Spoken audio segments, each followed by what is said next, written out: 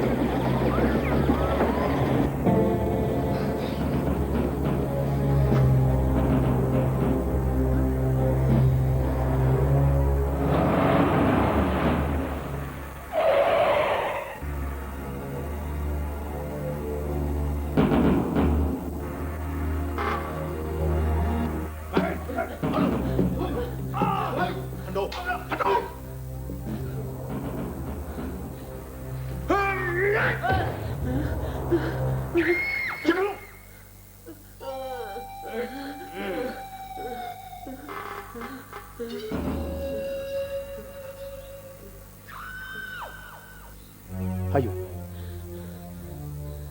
năng là mình gari kau. Nang kami mana tahu? Nanti.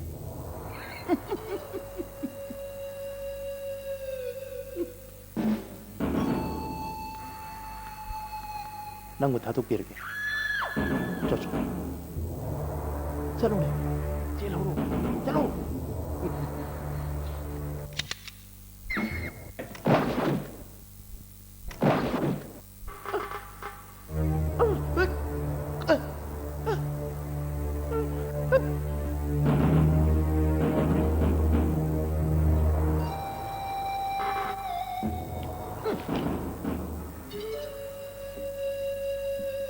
앞으로 만지로. yes sir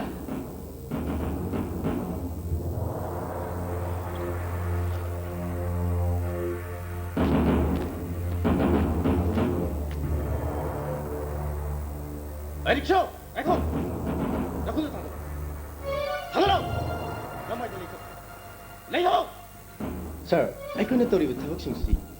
Are you so that was no money? Good idea. चलो माओ को चलो Yes, sir. Hey, rickshaw चलो ngô sahib ai di sam sam riksho thawun kari su khangse bana se Hey! हुजिकी में हम जनंग लोग हो बनता अददी वो बुगी प्राइज पीता रहता नमाज़ नमाज़ तो हमारे तो ay bhai bahar pigano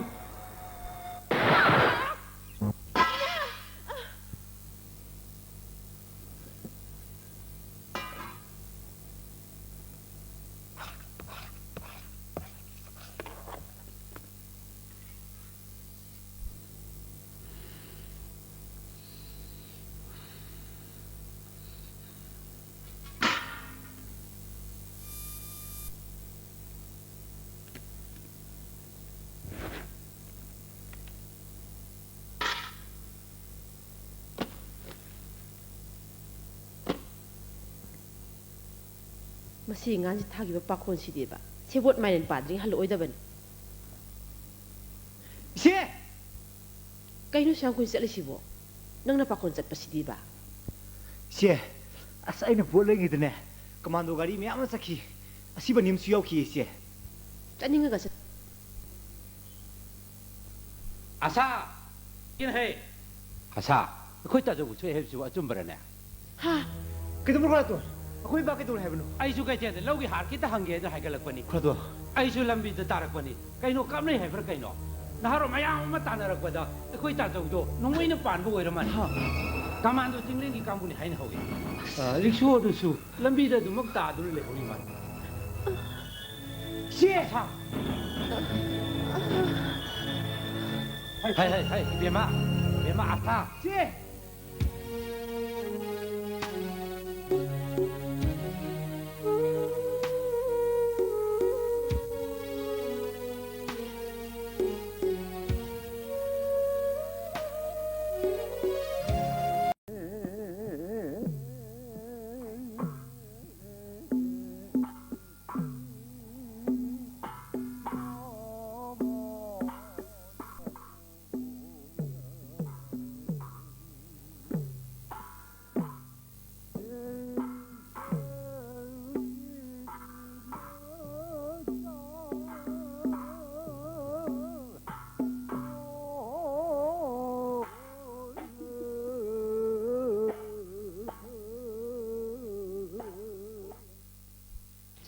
Baba,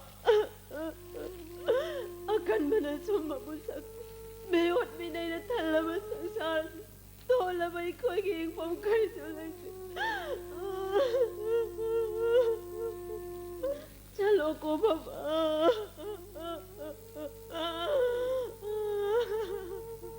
Nasara Baba ang ipina na makarisutaw mga.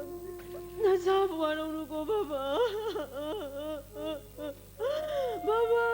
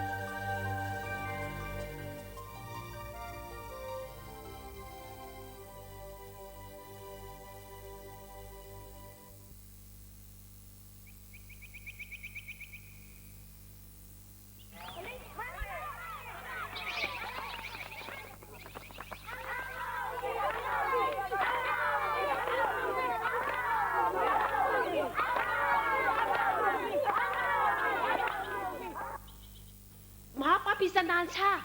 Nama na pa na warak tabasa. Mga pa mo nga basa. Noy nama nga bido. Ado de laos do. Napa nga bido halos do. Chalo. Chalo. Pi. Rasan, Kari haige. nangbu college zakadaba natro? Au kurato. Ah, 来吃了，风的刚好来，黑的大些了个呢。还有的说，兄弟用的还太多了个，老新开的营吃路去个，能给很多给白卡是烂透了不的，毕业还不多，个都不能做。 ꯆꯞ ꯃꯥꯟꯅꯩꯀꯣ ꯑꯩꯒꯤꯁꯤꯅ BSc ꯍꯥꯏꯒꯗꯕ ꯃꯁꯤꯗꯣꯔꯗꯤ ꯃꯈꯥ ꯇꯝꯊꯔꯣꯏꯗꯣ ꯈꯔ ꯀꯔꯤꯒꯤ ꯇꯝꯂꯣꯏꯗꯧꯔꯤꯕꯅꯣ ꯈꯨꯔꯥꯇꯣꯟ ꯂꯩꯔꯤꯕꯁꯤꯗꯤ ꯑꯩꯒꯤꯗꯤ ꯅꯆꯤꯟ ꯅꯧꯄꯥ ꯅꯠꯇꯅ ꯀꯅꯥ ꯂꯩ ꯂꯥꯡ ꯐꯥꯡ ꯋꯥꯈꯜ ꯈꯟꯗꯨꯅ ꯅꯊꯃꯣꯏꯗꯣ ꯄꯤꯛꯁꯜꯂꯛꯀꯗꯕ ꯅꯠꯇꯦ ꯑꯗꯨꯗ ꯅꯆꯦ ꯑꯁꯤꯒꯤ ꯃꯇꯧ ꯑꯁꯤꯗ ꯂꯝꯕꯤꯗ ꯅꯆꯦꯗꯨ ꯊꯦꯡꯅꯔꯕꯗꯤ ꯊꯦꯝꯗꯨꯅ ꯄꯨꯔꯛꯄ ꯌꯥꯕ꯭ꯔꯥ ꯌꯦꯡꯉꯨ ꯈꯪꯗ꯭ꯔꯦ ꯀꯔꯤꯗꯒꯤ ꯀꯝꯗꯧꯅ ꯑꯣꯏꯔꯛꯈꯤꯕꯅꯣ ꯆꯠꯂꯣ ꯊꯦꯡꯉꯅꯤ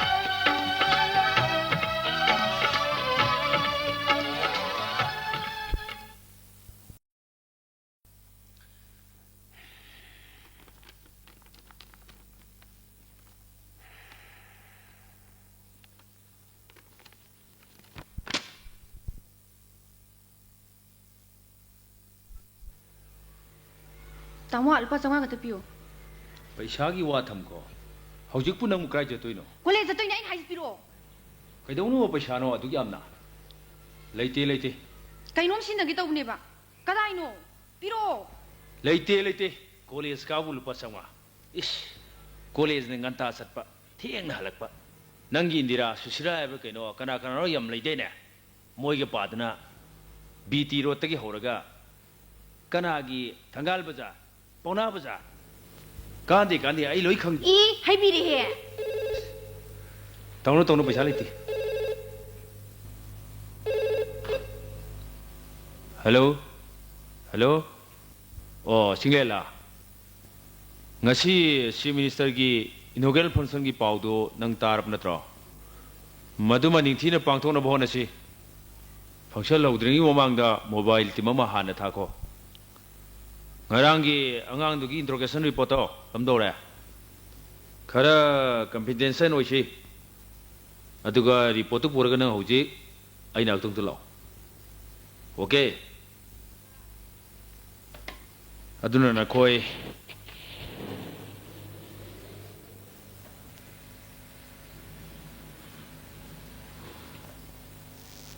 Make me, sir. yes coming please be seated Thank you, sir.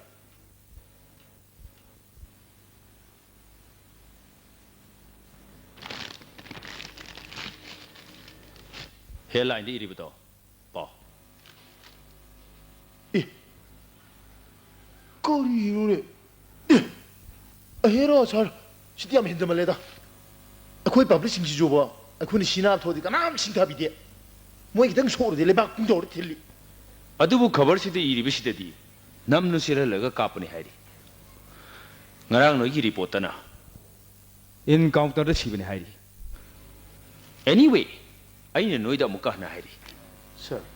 ai khoina training public ani si aduki mati understanding lena gata badi natrabadi ai khoi gi animation khodimak fellow gi masa moigani kaudo pai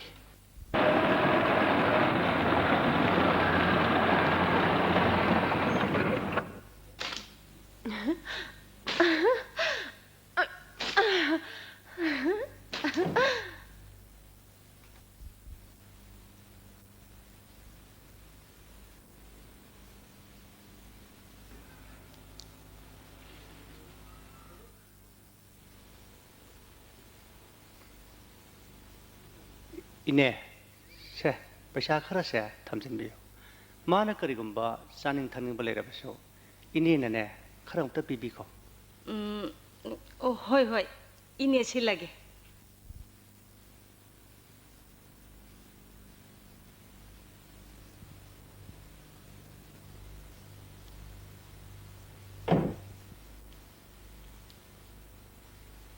अच्छा लाओ सीधा लाओ इन्हें अचापोट P के लाओ से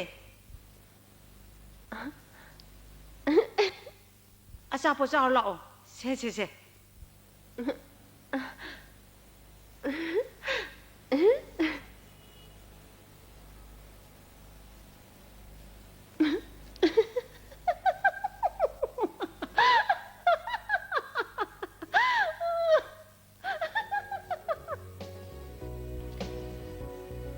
이네 ngasi 지부 능치 토이가 라카봐 마이 康不康이네 라부 우드리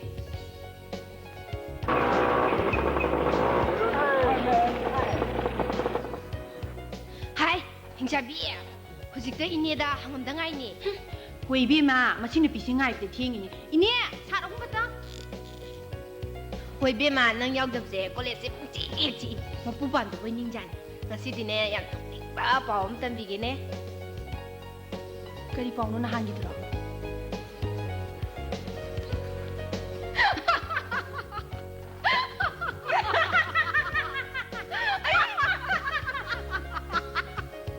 따이네 따이네 샤비노 비리작지에는 이카레 칼라드나 너희 망아이래 해 하 그래 ngau비노 마이 와니 강디 미기 와니 강디 마나오누 비에마 스마인 떠는 바자 나때고 양 파는 거라 앙앙니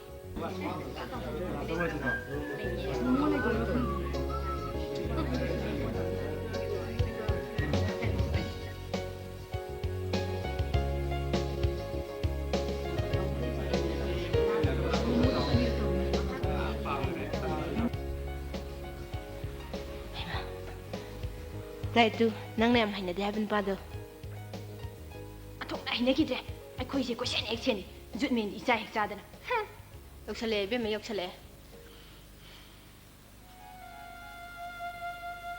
이네 पैसा कोना पानरसी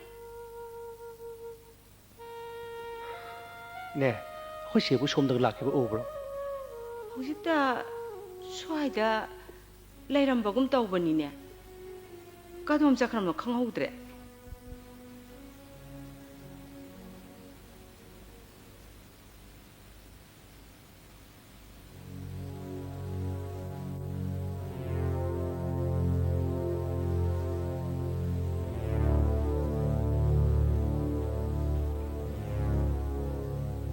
먹고 당근하러.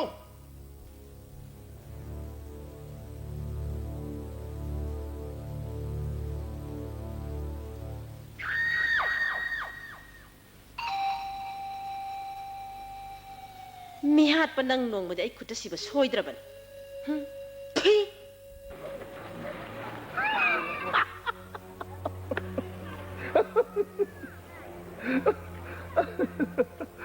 ꯐꯤ ꯇꯁ ꯀꯝꯗꯧꯔꯤꯌꯦ 하이드 잭도.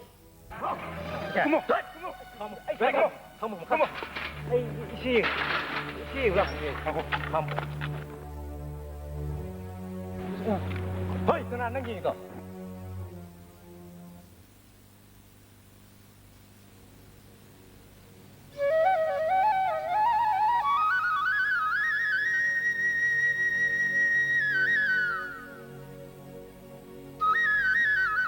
씨, 간 저리 두고 용서 나 용서 싫어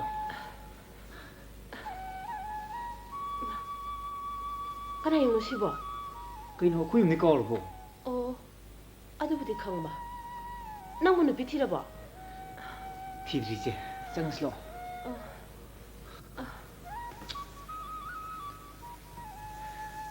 가클로제 ꯑꯩ ꯐꯤꯕꯝꯁꯦ ꯅꯨꯡꯉꯥꯏꯗꯧ ꯃꯥꯟꯗꯦ ꯑꯩꯁꯦ ꯁꯨꯝ ꯐꯝꯃꯒꯦꯗ 이씨 ngasi디 이반이 삭샤미나시고 아이 싹 티루라게 난 밥 먹고 있지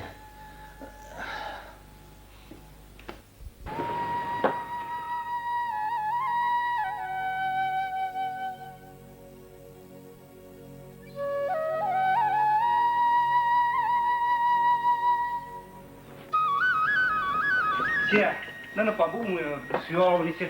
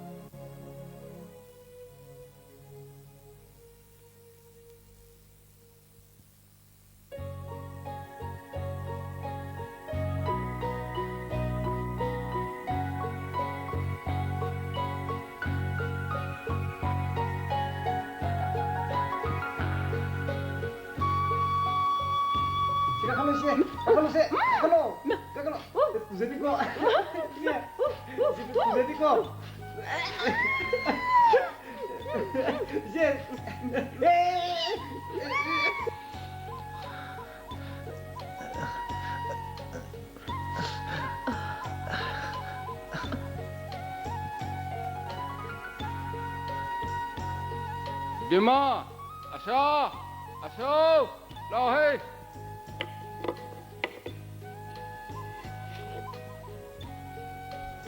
시. 로산 라오 nga 내 시험을 거 있어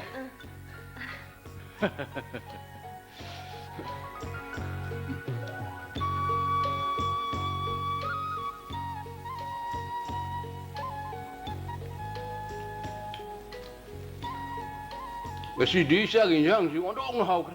Tigli kaya rung nang hau kudu ba. ꯌꯥꯝꯗꯦꯗ ꯕꯕꯥ ꯑꯍꯨꯝꯂꯛ ꯈꯛꯇꯅꯤ Aduna nidana ngasi puk si mo ngom taw yede.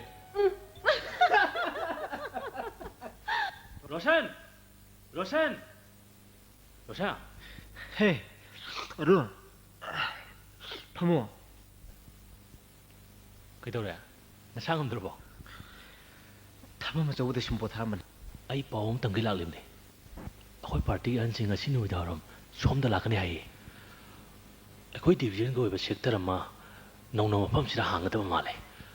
아코이 세큐리티 어레인지먼트 도로 마이. 감도시게도. 떠부다네. 두디. 호레는 도름 뿜가다 통고 팀나시. 자타기지 잘르게. 나도 먹고.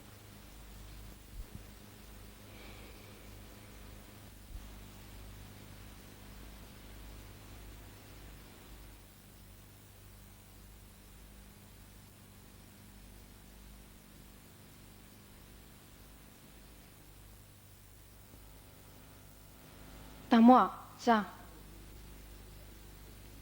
그 누시도에 거기에 거린장 통도리야.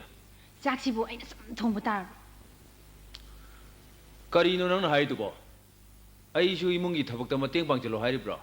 아이 거기니 거기 싹 통보부 가양 와부 타보노. 마둘라가 통준이야 뭐. 사히 슈퍼나 거이부 나쿠타 함는 사브나 들어. 나 거이데 이문기 타박 가양 얌나 보한버게. 아머롬다 누피기 신범니 카라주 하이젠마 파이케노. 아두기 와 나떠봐. 이놈은 통보 자도 ям 짜닝베 와네. 다모 쫑능 밥이 안 따디고. 이놈은 마티르지 레이라 보로. 파니 보이비에마 이보 그약당 식도 하이디 이 곡덕다 통과짜리. 응?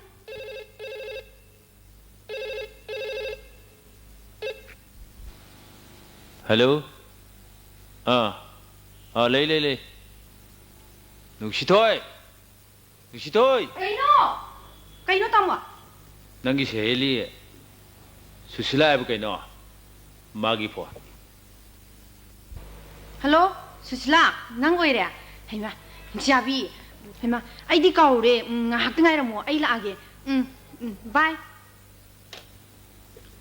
Hai ka jotino. Tamul pa sani ka piro. Kari gino. As ngai re ba sa piro. Hai masinga gi manang kare himalamiko. Hai 그 Se. 마시가이디 Ka la se ka ante yo slo. Sibo ko ya wan to za ne ko tamu se ka mi. Ka lai lui ba ne ko le sidum hajil siko. Class yaw de ba yo za na suni sa ulo ira ba ni ko.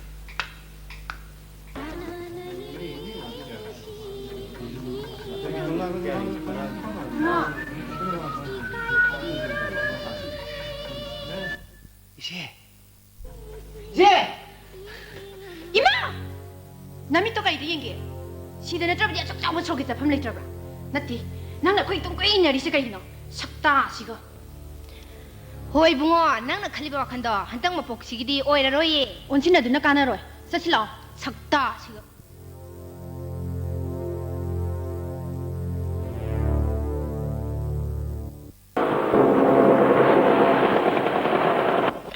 마기 모공도 그래도 해만들어. 자팜이 레레 있다 보동나. nga치디 그래 빠이탈람. 마사나 라라버리나 마카시 쿰방감디. Hoi bima, nangi na tawduda masam ke hek phorro da boy khalurabane. Magi toro iba ma tawduga hairabadine. Para amadi tambiba yara. tawgadabani tabak시디 사링아이드네 딱딱 핵비천다. Hai, Susila, kanai wai noi sari di ba? Hoi ne, philosopher amagi warinida. Waga di kaya ngangdaba, aikhoina chatpa khudingi ne koi chel hek chena duna ta leiba. Masidi khara paithatlamam. Hai, adudi science ki chhatra oiramgani. Science ki chhatra oijarabsune. Magi wakhandudi philosopher tokna mankhre. Thengnaba khudingmakta ungduna ta leiramdra. Hoine, misaktubu amubu oiro, aikhoina khangba jatlo. Nati, college ne tamba chhatra oidi, akhoisu khangba yaina. 헤라 이니지 캉캉버자니다. Kanano ne? Nahan nongma inidagi kwa chaidana. Numituda angawbi amna chairakpado. Ikhoina hek chakhibaga lahauba pakhang chawbangdo. Adudi rosanidana. 누미뚜다 마나 이니다 항이도 까리 항이 너이냐? Hey, mahoidadi lana laurunu hey. Papuzani hen hoy. 까리기 너이냐? ꯍꯩ ꯑꯗꯨꯗꯤ ꯃꯤꯉꯣꯟꯗ ꯂꯥꯟꯖꯈꯤꯗ꯭ꯔꯕ ꯆꯝꯖꯈ꯭ꯔꯕ ꯑꯉꯥꯡꯅꯤꯅꯦ ꯅꯨꯃꯤꯠꯇꯨꯁꯨꯅꯦ ꯑꯁ ꯃꯊ꯭ꯋꯥꯏ ꯀꯌꯥꯝ ꯅꯨꯡꯉꯥꯏꯇꯅ ꯆꯠꯈꯤ ꯀꯔꯤꯒꯤ ꯅꯍꯥꯟꯒꯤ ꯑꯉꯥꯎꯕꯤꯗꯣ ꯔꯣꯁꯟꯒꯤ ꯃꯆꯦꯅꯤ ꯂꯩꯁꯥꯔꯤꯕ ꯌꯨꯝꯗ ꯂꯦꯡꯗꯅ ꯂꯩꯌꯨ ꯍꯥꯏꯕꯁꯦ ꯌꯥꯗ꯭ꯔꯕ ꯃꯥꯕꯨꯃꯛꯇ ꯁꯦꯟꯅꯕꯗꯁꯨꯅꯦ ꯃꯄꯨꯝ ꯊꯤꯠꯂꯕꯅꯤ ꯀꯩꯊꯦꯜꯗ ꯍꯦꯛ 우ꯔꯝꯃꯤ ꯍꯦꯛ ꯃꯥꯡꯊꯣꯛꯈꯤ ꯑꯁ ꯃꯥ ꯁꯦꯟꯅꯕꯁꯤ ꯊꯣꯛꯅ ꯋꯥꯔꯖꯥꯠꯅꯤꯗ ꯅꯍꯥꯟ ꯁꯤꯗ ꯂꯥꯛꯑꯝꯃꯤꯗꯣ ꯑꯗꯨꯁꯨꯅꯦ ꯃꯆꯤ ꯍꯪꯕ ꯂꯥꯛꯆꯔꯝꯃꯤꯅꯤꯗ ꯑꯩꯅꯁꯨꯅꯦ ꯎꯍꯧꯗ꯭ꯔꯃꯤꯅꯅꯦ ꯎꯍꯧꯗ꯭ꯔꯦꯅ ꯍꯥꯏꯗꯣꯛꯈ꯭ꯔꯕ ꯃꯥꯁꯨ ꯀꯌꯥꯝ ꯅꯨꯡꯉꯥꯏꯇꯅ ꯆꯠꯈꯤ ꯑꯩꯁꯨꯅꯦ ꯑꯣꯟꯊꯣꯛꯄ ꯑꯉꯥꯡꯅꯤꯗꯀꯣ ꯍꯥꯏꯗꯨꯅꯅꯦ ꯅꯨꯡꯉꯥꯏꯇꯅ ꯑꯗꯨꯝ ꯂꯩꯍꯧꯔꯦ ꯈꯪꯗꯦꯗ ꯑꯉꯥꯡꯁꯥ ꯄꯨꯟꯁꯤ ꯍꯥꯏꯕꯁꯦ ꯇꯝꯕ ꯉꯝꯕ ꯅꯠꯇꯦꯀꯣ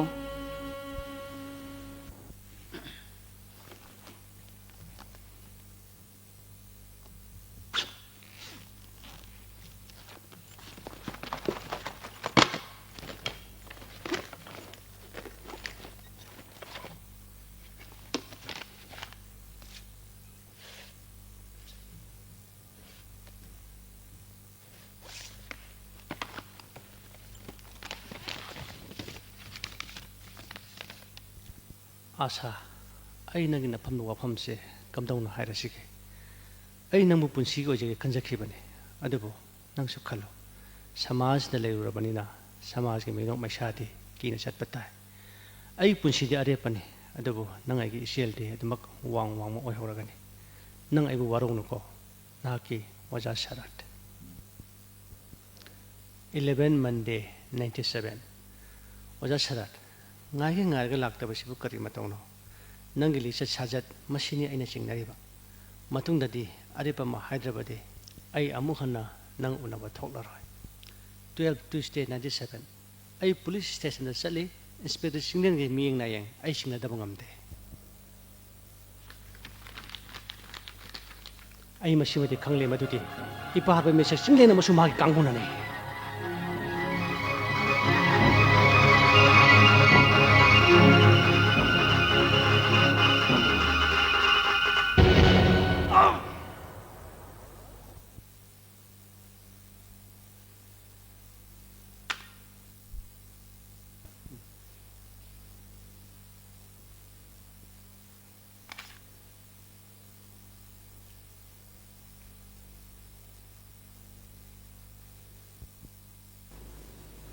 ꯍꯣꯡꯗ ꯆꯪꯖꯔꯛꯀꯦ ꯍꯧꯖꯤꯛꯇ ꯇꯦꯂꯤꯐꯣꯟꯗ ꯅꯪ ꯂꯩꯕ꯭ꯔꯥ ꯍꯪꯒꯦ ꯇꯧꯔꯝꯃꯤꯅꯦ ꯁꯨꯁꯤꯂꯥ ꯅꯕꯥꯅꯤ ꯂꯥꯛꯄ ꯌꯥꯝ ꯐꯔꯦ ꯑꯩꯁꯨ ꯑꯅꯧꯕ ꯄꯥꯎ ꯈꯔ ꯐꯪꯕꯗꯒꯤꯅꯦ ꯄꯨꯛꯅꯤꯡꯁꯦ ꯂꯩꯇꯥꯃꯟꯗꯗꯅꯅꯦ ꯏꯟꯗꯤꯔꯥ ꯍꯧꯔꯒ ꯁꯣꯝꯗ ꯂꯥꯛꯑꯕꯅꯤ ꯏꯕꯦꯝꯃ ꯑꯩꯈꯣꯏꯅ ꯇꯧꯔꯨꯕ ꯊꯕꯛꯇꯣ ꯌꯥꯝꯅ ꯁꯣꯏꯕ ꯈꯔ ꯂꯩꯔꯦ ꯑꯗꯨꯒꯤꯅꯦꯕ ꯑꯩꯅ ꯇꯝꯒꯦ ꯂꯥꯛꯏꯁꯦ ꯅꯍꯥꯟ ꯑꯩꯈꯣꯏꯅ ꯕꯖꯥꯔꯗ ꯆꯩ ꯂꯥꯎꯗꯨꯅ ꯇꯧꯕꯁꯤꯡꯗꯣ ꯑꯩꯈꯣꯏ ꯇꯥꯃꯣꯗꯤ ꯂꯣꯏ ꯎꯔꯕ ꯖꯥꯠꯅꯤꯅ ꯔꯣꯁꯟꯗꯨꯗꯤ ꯑꯩꯈꯣꯏ ꯇꯥꯃꯣꯒꯤ ꯃꯃꯥꯟꯅꯕ ꯑꯣꯏꯔꯝꯂꯦ ꯑꯩꯈꯣꯏꯅ ꯅꯍꯥꯟ ꯃꯈꯩ ꯃꯉꯣꯟꯗ ꯈꯜꯂꯨꯔꯤꯕ ꯋꯥꯈꯜꯁꯤꯡꯗꯣ ꯂꯣꯏ ꯑꯣꯟꯅꯔ ꯃꯥꯅꯤ ꯏꯕꯦꯝꯃ ꯑꯗꯨꯅꯦ ꯃꯤ ꯑꯩꯁꯨ ꯀꯔꯤ ꯅꯨꯡꯒꯤꯅꯣ ꯌꯧꯔꯦ ꯃꯥꯕꯨ ꯏꯀꯥꯏꯅꯕ ꯆꯩꯔꯨꯕ꯭ꯔꯥ ꯍꯥꯏꯕꯕꯨ ꯏꯁꯛꯁꯦ ꯃꯥꯒꯤ ꯃꯃꯥꯡꯗ ꯃꯤꯀꯨꯞ ꯑꯃ ꯐꯥꯎꯕ ꯂꯦꯞꯄ ꯉꯝꯒꯗꯕ ꯃꯥꯟꯗꯦ ꯀꯃꯥꯏꯅ ꯇꯧꯁꯤꯒꯦ ꯀꯝꯗꯧꯅꯤꯒꯦ ꯂꯥꯜꯂꯕꯗꯤ ꯏꯔꯥꯜ ꯃꯌꯥꯝꯁꯦ ꯉꯥꯛꯄꯤꯌꯨ ꯍꯥꯏꯖꯕ ꯇꯥꯔꯦꯗꯅ ꯅꯈꯣꯏꯕꯨ ꯃꯌꯨꯝꯗꯨꯕꯨ ꯈꯪꯕ꯭ꯔꯥ ꯃꯌꯨꯝꯗꯨꯗꯤ ꯈꯪꯗꯦ ꯃꯈꯣꯏ ꯂꯩꯀꯥꯏꯗꯨꯗꯤ ꯈꯪꯉꯤ ꯑꯗꯨꯗꯤ ꯅꯕꯥꯅꯤ ꯉꯥꯏꯍꯥꯛ ꯌꯧꯔꯨꯔꯣ ꯑꯩꯗꯤ ꯑꯩꯈꯣꯏ ꯇꯥꯃꯣꯅ ꯒꯥꯔꯤ ꯉꯥꯏꯍꯧꯔꯤ ꯍꯣꯔꯦꯟ ꯅꯕꯥꯅꯤꯅꯅꯦ ꯍꯜꯂꯛꯄꯗ ꯑꯩꯈꯣꯏꯗ ꯈꯔ ꯆꯪꯂꯛꯑꯣ ꯑꯩꯁꯨ ꯄꯥꯎꯗꯣ ꯇꯥꯅꯤꯡꯉꯦ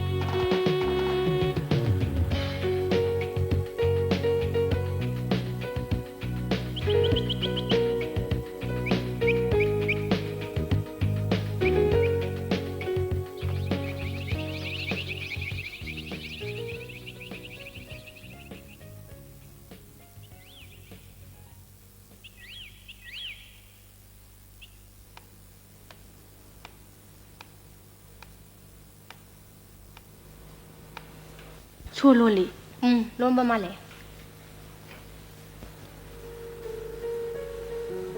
ꯑꯗꯨꯗꯤ ꯀꯝꯗꯧꯅꯤ ꯏꯟꯗꯤꯔꯥ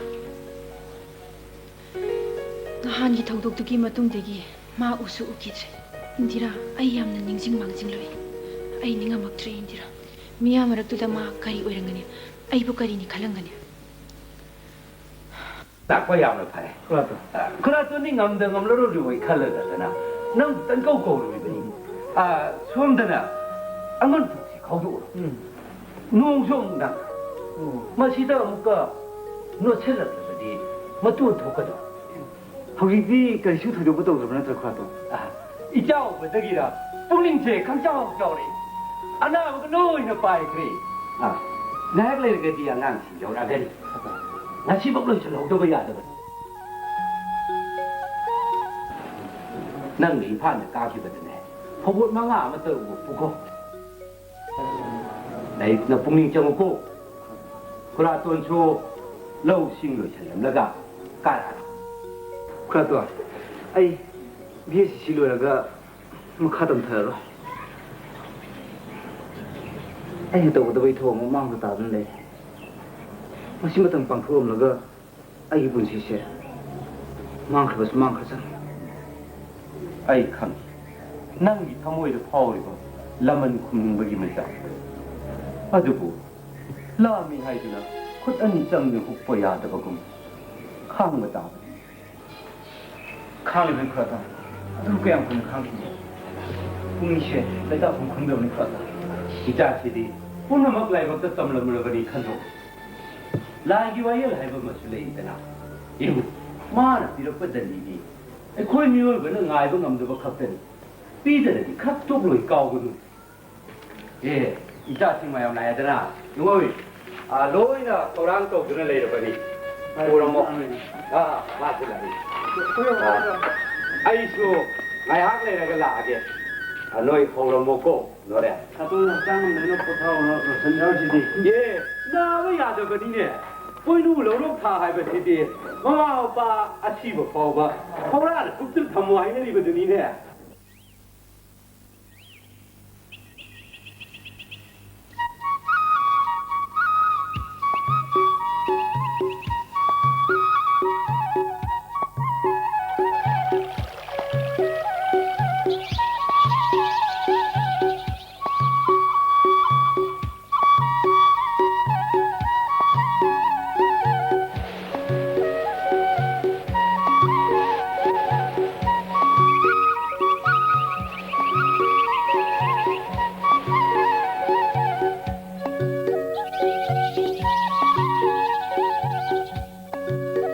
이샤기 뻑펌 헐펌 모이르바 이름담마시다 아코야 닝카 담마 팡드리바 तांबी हाइनबी अमा अखोय लाइसु हल्लिबा इशागी वायल चुबली इशाना पाइब फंगजद्रिबा पुनम असिदगी नाथोकदबनि हाइबा पांडम मसिन मांगोय नरगा अखोय तुंगी मिरोल की दमक इरेपा असि दमक थवाइन पोन थावइदुना तुमफम चाफम खंगदना तुमि कांग मरकता अखोय पुनमक पुंसि लेली अखोयना तालेबा पांडम मसि सोइद्र फंगनी अइना नंगना माना हयेंगमक फंगनी हाइबदि नत्ते मखोय हयेंगी दमक अखोयगी थवाइन पोन थावइगी दोरेबनी मसी खंगना अखोयना मिनुंसी लेबा ताई कथोकपा ताई पुक्सेल पिकपा हाइबा थबक्तुमदी अखोयगी इनाक्तगिदी लाम लंथोकिबा दरकार लई अदुबु मतांग असिदा अखोयना तंगाई फना पांथोक्तबा यादबा खरदि लई अखोयना करिंबा लंबी अमदा खुरौ थांगदना होंगौ पलौदना नुंगाइना चटके हाइबा तारबदी अखोयदी येलकदबा सिंगदो हाना मांगजौनना मरु पुक्ना मांगखिबा दरकार लई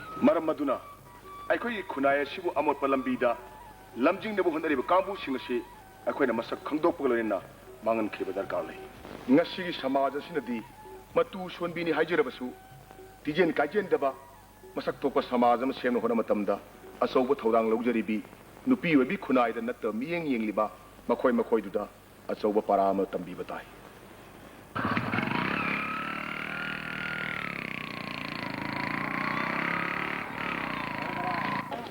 तमो भरा प्रमद्रिये करिगी बनानो साइलेगा इन तोंग को नंग फुबी द्रिपसे नाय फरमी चलो चलो ए करियमु येंगी आइना हारिंग से चलो द्रबती अजी नंग फबो ओइरो हे नंग अजी खुपु खमद्रिब्रो कदो S ngो bara piramdana sakhiba iwan na sai no nga matagi sitong lapa yu thapamda ngai makhai sunga helaba ya sidani ising lamda ta da makhai ne magi maning thungna ba chatpam makhai chanu phanglakpa bara aduna 이사 아나에게 기다리게 칸만 강대다 만나닝대다 야르다다 브라비 없는 자 기별 마두 선도진 믿으면 딱 걸래 야 브라비 없지 말래 한도부 도비로 에 비게 것이 비루 것이 능가리 거리 이 쇼토바제 아이 야만에 비름도 비야로 아이고 난 새칼 볼가 비루라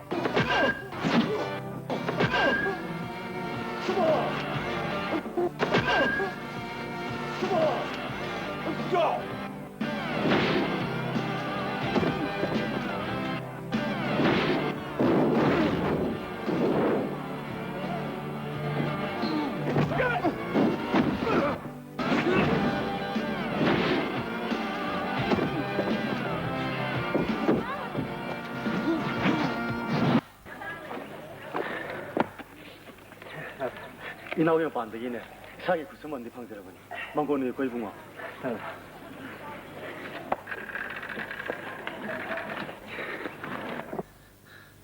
씨 당신 그 도미노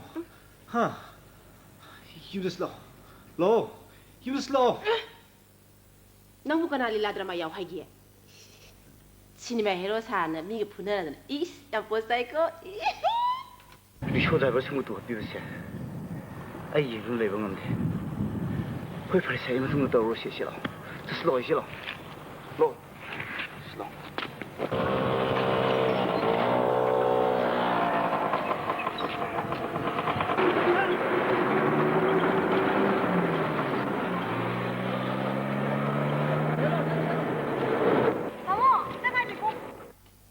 아이 불어 ꯑꯃꯨꯛꯇꯪ ꯎꯅꯖꯒꯦ ꯈꯟꯗꯨꯅ ꯌꯨꯝꯗꯁꯨ ꯀꯌꯥꯔꯛ ꯆꯠꯆꯔꯨꯔꯦ ꯋꯥ ꯑꯃꯇꯪ ꯆꯥꯝꯊꯣꯛꯆꯅꯤꯡꯉꯤ ꯑꯩꯈꯣꯏ ꯑꯗꯣꯝꯗ ꯂꯥꯟꯈꯤꯕ ꯌꯥꯝ ꯂꯩ 그나나 그나부 그런 ꯃꯐꯝꯗ ꯂꯥꯟꯈꯤꯕꯒꯦ ꯑꯩꯗꯤ ꯅꯤꯡꯁꯤꯡꯕ ꯊꯣꯛꯇ꯭ꯔꯦ ꯍꯣꯏ ꯀꯥꯎꯊꯣꯛꯄꯤꯔꯝꯕꯕꯨꯗꯤ ꯌꯥꯔꯦ ꯀꯥꯎꯊꯣꯛꯄ ꯍꯩꯇꯕ ꯑꯩꯅ ꯑꯍꯤꯡ ꯅꯨꯡꯊꯤꯜ ꯑꯅꯤꯃꯛꯇ ꯅꯤꯡꯁꯤꯡꯖꯕꯒꯤ ꯋꯥꯅꯤ ꯅꯣꯡꯃ ꯃꯇꯝ ꯑꯃꯠꯇꯗꯤ ꯄꯤꯕꯤꯌꯨ ꯎꯅꯁꯦ ꯍꯥꯏꯕꯒꯤꯗꯤ ꯌꯥꯏ ꯃꯇꯝꯗꯤ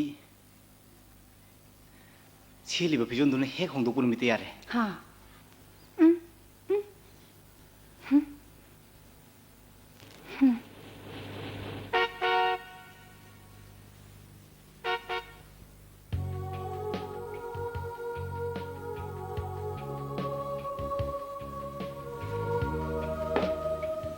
Tamo, wag am tanga de gay temina le sibu kay dawrage. Restaurant से मैं खरीदी पामजरम बे अदो इदी मसी के आइंदे दा Sana bini kay no tamo. Masibu mina tang na dapat habag lane. होई सुमे मतम की चनबी सु याव दबे यादे अदुबु चनबी नि हाइदुना सोसाइटी सिग सुसिना दबा अमांग बला मिदे चकी के दबा चनबी दुदी चन दबन फै हाइजनिंगी Hari sibu society sibu mole hari bra. Restaurant na koy bu mangal le hari sibu kiyari o idumung tok dunung sithai. Suppose नखोइ जु खलु रेस्टोरेंट हाइबसी meeting transaction understanding communication relax सम अफबम फममने अदुबु अखोइसिददि पुंगोनारे इसम समबिदा खबरदा करिदा इनरिबा थेंनरिबसनी ꯋꯥꯔꯤꯁꯦ ꯑꯃꯔꯣꯝꯗ ꯆꯠꯈꯤꯗꯣꯔꯦ ꯁꯨꯁꯤꯂꯥ ꯑꯩꯈꯣꯏꯅ ꯍꯥꯏꯁꯤ ꯍꯥꯏꯕꯗꯣ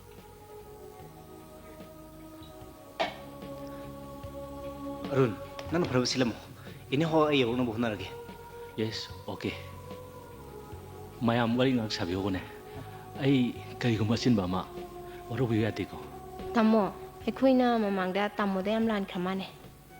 ꯁꯤ ꯃꯇꯪ ꯁꯦꯡꯗꯣꯛꯍꯧꯗ꯭ꯔꯕꯗꯤ ꯌꯥꯝꯅ ꯅꯨꯡꯉꯥꯏꯇꯅ ꯂꯩꯍꯧꯕ ꯇꯥꯔꯦ ꯈꯟꯗꯨꯅ ꯋꯥꯐꯝꯁꯤ ꯃꯇꯪ ꯁꯦꯡꯗꯣꯛꯆꯅꯤꯡꯉꯤ ꯌꯥꯝ ꯂꯨꯅꯁꯨ ꯈꯜꯂꯨꯅꯨꯗ ꯇꯥꯃꯣ. ꯑꯩ ꯀꯩꯁꯨ ꯈꯟꯗꯦꯗ ꯅꯈꯣꯏꯅ ꯇꯧꯔꯤꯕꯁꯤꯡꯗꯣ ꯑꯩ ꯂꯣꯏꯅ ꯈꯪꯉꯤ ꯃꯇꯥꯡ ꯃꯇꯝꯅ ꯌꯥꯗꯕꯗꯒꯤ ꯄꯥꯎ ꯐꯥꯎꯗꯣꯛꯅꯍꯧꯗꯕꯩ ꯋꯥꯅꯤ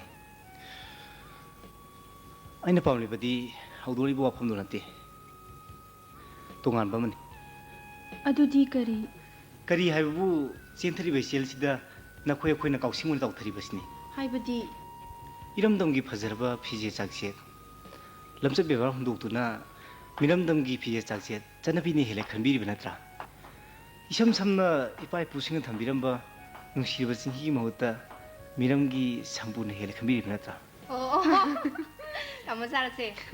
야래 호비로 그리사지야 야야이 어이 옴레니 ꯃꯌꯥꯝꯅ ꯁꯦꯠꯅꯩ ꯆꯥꯅꯩ ꯍꯥꯏꯗꯨꯅ ꯑꯩꯈꯣꯏꯁꯨ ꯁꯦꯠꯂꯨꯕꯒꯤ ꯋꯥꯅꯤ ꯑꯗꯨꯕꯨ ꯉꯁꯤꯗꯤ ꯑꯩꯈꯣꯏꯁꯨ ꯍꯣꯡꯂꯦꯗꯅ ꯇꯥꯃꯣꯅ ꯉꯁꯥꯏ ꯃꯥꯏꯀꯩ ꯍꯥꯏꯕꯤꯔꯤꯕꯁꯤꯡꯗꯨꯒꯤ ꯃꯅꯨꯡꯗ ꯈꯪꯅꯤꯡꯕ ꯋꯥꯐꯝꯁꯦ ꯌꯥꯎꯗꯕꯒꯨꯝ ꯇꯧꯏ ꯈꯪꯅꯤꯡꯂꯤꯕꯅ ꯀꯔꯤ ꯑꯩꯈꯣꯏꯕꯨ ꯉꯁꯤ ꯐꯥꯎꯕ ꯋꯥꯔꯧꯔꯤ ꯅꯠꯇ꯭ꯔꯒ ꯋꯥꯔꯧꯗꯦ ꯍꯥꯏꯕꯗꯨꯝꯇꯪ ꯈꯪꯖꯅꯤꯡꯉꯤ ꯀꯔꯤꯁꯨ ꯈꯟꯖꯗꯦ ꯍꯥꯏꯕꯗꯤ ꯑꯩ ꯉꯁꯥꯏꯅꯁꯨ ꯍꯥꯏꯖꯈ꯭ꯔꯦ ꯑꯩꯅ ꯋꯥꯔꯧꯔꯤꯕꯗꯤ ꯑꯇꯩ ꯀꯩꯁꯨ ꯅꯠꯇꯦꯗ ꯃꯤꯇꯧ ꯇꯝꯕꯗ ꯃꯣꯠꯁꯤꯜꯂꯕ ꯑꯩꯈꯣꯏꯒꯤ ꯈꯨꯟꯅꯥꯏꯁꯦ ꯃꯁꯤ ꯁꯦꯡꯗꯣꯛꯄꯒꯤ ꯃꯍꯨꯠꯇ ꯍꯦꯟꯅ ꯃꯣꯠꯁꯤꯟꯅꯕ ꯍꯣꯠꯅꯕꯁꯤꯡꯗꯨꯒꯤ ꯃꯔꯛꯇ ꯅꯈꯣꯏꯁꯨ ꯌꯥꯎꯕꯒꯨꯝꯅ ꯎꯍꯟꯕꯁꯦ ꯃꯁꯤꯅ ꯑꯗꯨꯝ ꯍꯦꯟꯅ ꯋꯥꯔꯧꯏ ꯑꯩꯗꯤ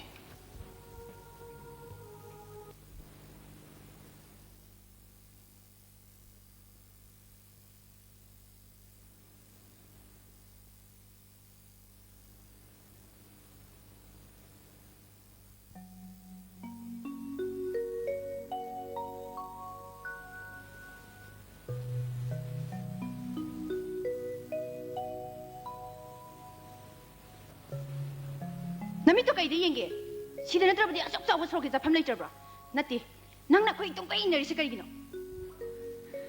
ꯑꯩ ꯀꯔꯤꯁꯨ ꯈꯟꯗꯦꯗ ꯅꯈꯣꯏ ꯇꯧꯔꯤꯕꯁꯤꯡꯗꯣ ꯑꯩ ꯂꯣꯏꯅ ꯈꯪꯉꯤ ꯃꯇꯥꯡ ꯃꯇꯝꯅ ꯌꯥꯗꯕꯗꯒꯤ ꯄꯥꯎ ꯐꯥꯎꯗꯣꯛꯅꯍꯧꯗꯕꯒꯤ ꯋꯥꯅꯤ ꯀꯔꯤꯁꯨ ꯈꯟꯖꯗꯦ ꯍꯥꯏꯕꯗꯤ ꯑꯩ ꯉꯁꯥꯏꯅꯁꯨ ꯅꯪꯉꯣꯟꯗ ꯍꯥꯏꯖꯈ꯭ꯔꯕꯗꯨꯗꯤ I love you, Roshan. I love you.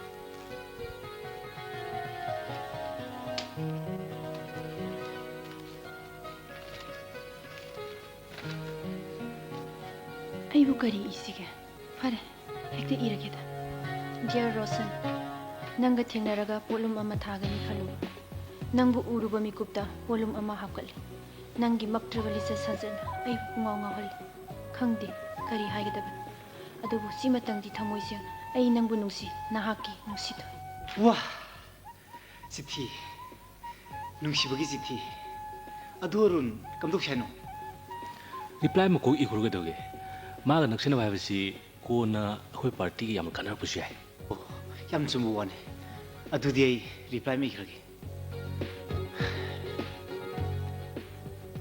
Dear ꯅꯨꯡꯁꯤꯊꯣꯏ ꯀꯝꯗꯧꯔꯤ ꯅꯨꯡꯉꯥꯏꯔꯤꯕ꯭ꯔꯣ ꯅꯨꯡꯉꯥꯏꯗꯨꯅꯇ ꯂꯩꯕ ꯄꯨꯟꯁꯤꯅꯤꯅ ꯅꯨꯡꯉꯥꯏꯔꯝꯒꯅꯤ ꯍꯥꯏꯅ ꯈꯜꯂꯦ ꯅꯪꯒꯤ ꯂꯦꯇꯔ ꯐꯪꯕꯗ ꯑꯩ ꯍꯥꯏꯅꯤꯡꯉꯥꯏ ꯂꯩꯇꯅ ꯅꯨꯡꯉꯥꯏ ꯄꯨꯛꯅꯤꯡꯁꯦ ꯏꯅꯧꯇ ꯅꯧꯏ ꯅꯨꯡꯉꯥꯏꯃꯟꯈꯤꯕꯅ ꯀꯔꯤꯒꯨꯝꯕꯗ ꯑꯩꯁꯦ ꯚꯨꯠꯅ ꯆꯦꯜꯂꯕꯣꯏ ꯈꯜꯂꯤ ꯂꯥꯟꯗꯕ ꯉꯝꯗꯕ ꯃꯤꯑꯣꯏꯕꯒꯤ ꯄꯨꯟꯁꯤꯅꯤ ꯃꯃꯥꯡꯗ ꯑꯩꯅ ꯀꯔꯤꯒꯨꯝꯕ ꯂꯥꯟꯈꯤꯕ ꯌꯥꯎꯔꯕꯁꯨ ꯋꯥꯔꯧꯅꯒꯨꯝꯁꯤ ꯁꯥꯎꯅꯒꯨꯝꯁꯤꯀꯣ ꯅꯍꯥꯛꯀꯤ ꯔꯣꯁꯟ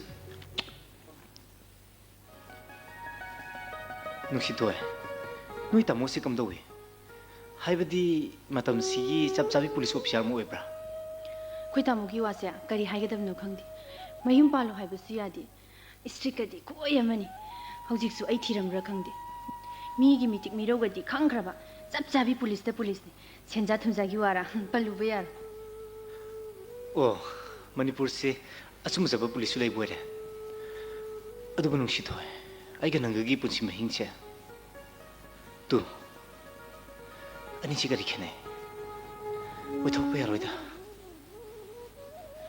ꯑꯗꯨꯕꯨꯗꯤ ꯅꯥꯒꯥꯂꯦꯟꯗ ꯕꯟ ꯇꯧꯗꯨꯅ ꯊꯥꯎ ꯍꯦꯛ ꯐꯪꯗꯕꯗ ꯁꯥꯏꯀꯜ ꯅꯠꯇꯅ ꯀꯔꯤ ꯎꯄꯥꯏ ꯂꯩ ꯇꯨ ꯑꯅꯤꯁꯦ ꯈꯦꯠꯅꯖꯔꯕꯁꯨ ꯒꯥꯔꯤꯒꯤ ꯒꯥꯔꯤ ꯉꯥꯛꯇꯅꯤ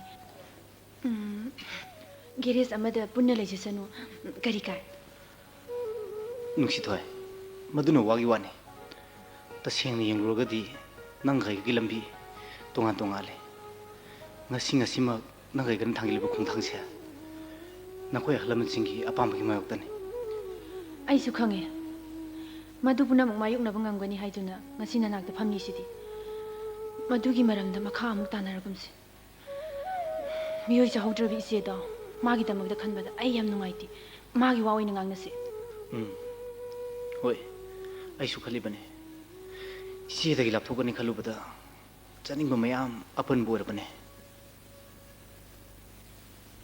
ꯑꯩꯒꯤ ꯍꯦꯛ ꯏꯁꯟꯃꯛꯅ ꯃꯗꯨ ꯑꯩ ꯊꯥꯖꯕ ꯉꯝꯗꯦ ꯆꯨꯝꯅ ꯀꯣꯂꯦꯖ ꯃꯦꯠ ꯑꯣꯏꯕꯒꯤ ꯅꯣꯡ ꯐꯥꯗꯣꯛ ꯄꯨꯜꯂꯨꯕ ꯑꯣꯏꯔꯝꯕꯁꯨ ꯌꯥꯏ ꯁꯥꯔ ꯑꯩꯅ ꯍꯥꯏꯖꯔꯤꯕꯁꯤꯗ ꯑꯩꯈꯣꯏ ꯁꯥꯔꯅ ꯊꯥꯖꯕꯤꯔꯣꯏ ꯍꯥꯏꯕꯗꯤ ꯈꯪꯖꯗ꯭ꯔꯦ ꯑꯗꯨꯒ ꯑꯩꯅ ꯐꯪꯖꯔꯛꯂꯤꯕ ꯂꯧꯖꯔꯛꯂꯤꯕ ꯄꯥꯎ ꯑꯁꯤꯗꯤ ꯌꯥꯝꯅ ꯔꯤꯌꯦꯂꯦꯕꯜ ꯑꯣꯏꯕ ꯃꯐꯝꯗꯒꯤ ꯂꯧꯖꯔꯛꯄꯅꯤ ꯑꯩ ꯏꯁꯥꯃꯛꯁꯨ ꯃꯈꯣꯏ ꯄꯨꯟꯅ ꯆꯠꯃꯤꯟꯅꯕꯁꯤ ꯑꯅꯤꯃꯛ ꯎꯖꯔꯦ ꯁꯥꯔ ꯆꯤꯡꯂꯦꯟꯁꯅꯥ ꯃꯁꯤꯒꯤ ꯋꯥꯐꯝꯁꯤ ꯑꯩꯉꯣꯟꯗ ꯏꯖꯠ ꯁꯣꯛꯄ ꯋꯥꯐꯝꯅꯤ ꯃꯗꯨꯅ ꯀꯔꯤꯒꯨꯝꯕ ꯆꯨꯝꯃꯝꯕ ꯇꯥꯔꯕ ꯀꯅꯥꯒꯤ ꯏꯖꯠ ꯁꯣꯛꯄꯅ ꯍꯥꯏꯕꯗꯨ ꯅꯪ ꯈꯪꯕ ꯉꯝꯕ꯭ꯔꯥ ꯁꯥꯔ ꯑꯩꯅ ꯍꯪꯒꯠꯆꯔꯤꯁꯤꯗꯤ ꯑꯈꯪꯕ ꯈꯔ ꯁꯨꯝ ꯁꯥꯔ ꯍꯪꯒꯠꯆꯕꯅꯤ ꯂꯥꯜꯂꯝꯕ ꯆꯨꯝꯂꯝꯕ ꯍꯥꯏꯕꯗꯨꯗꯤ ꯃꯇꯥꯡꯅ ꯁꯨꯝ ꯐꯔꯦ ꯑꯩ ꯋꯥꯔꯛꯀꯦ ꯑꯗꯨꯗꯤ ꯁꯥꯔ ꯑꯩ ꯑꯃꯨꯛ ꯌꯧꯖꯔꯒꯦ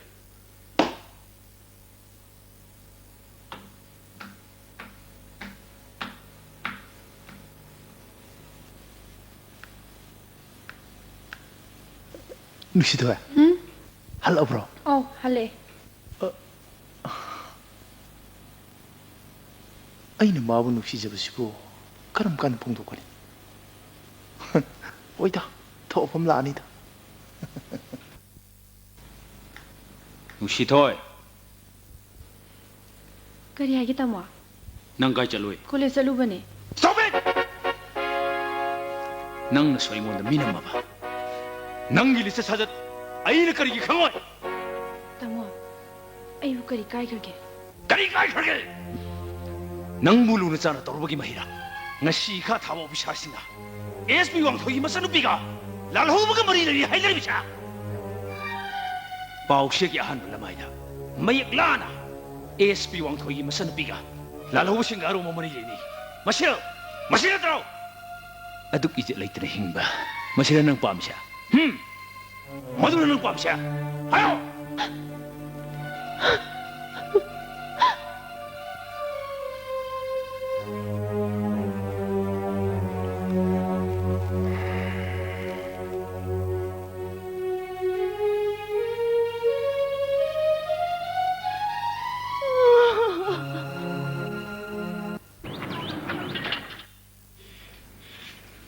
रोशन हे अरुण ऐसु नंग उनब लाके तोरबिनी इसी शादी उदेना अखोई सेगी वाबू नोम लेरमी निमी हलकते अस अखोई से वासी ज्ञान ताद्रेदा आई नंगोनो नुंगाइबा थादो दो ताजगदबा पाऊ तमगी लागलिबने करी पाउनो इसी शादी अनाबसे मपान पुरगा उमतक लाइबा येंगे हैना ओजा चरन हाइरे हां असिंबा असेंबने नंगनबु यारबदियबा असंग क्रॉस नतना नाक मसाना पुदुना होनरुगे हाइरे मधु ओइथोप याबरने अइसु नंगना खलिबा अदुम खलमने अदुबु मधु ओइथोप याबगी चिंगनबा अमदि लेखि करी अखोई ओजा सरता पुन्ना ट्यूशन तोमिनगिदना नुमितो नंग लागिदे एक्टिव वॉइस ता It is time to cook the rice हाइरिबसे passive voice ता ओंथोरकप मतमददि It is time for the rice to be cooked हाइरनि भाप तारे को ओजा अदो मसी ओइनदि आई पुजारे मु ओइतारिये अदुना स्वारे सुम सोति ओरसि नोइ माइन तौनु को ओजागी सिदी थियोइदगी प्रैक्टिकल वंधरकपगी वानिने अदो ओजा पुजारी म थिजलसिरा पुजारी म लेरबदी ट्यूशन तौबदसु डिस्टर्ब तौरारोय ओजासु खुत्ता हम चारनी बेमा सेंथोक मतासिगा मिगी मचागा थाकप ngamjaro हाइदि हाइजलोरगा फागी त तारदौ ओजा रमा कायना वारेन थोरेन तौदुरु लेसरु इसे साना कोक थोंगु करी काइके पुंगुसोरो ओजा थोंबिगे हादे बेमा मचित मचित कानदे पुरा थोंगिबताबा करी हाइग्यारोन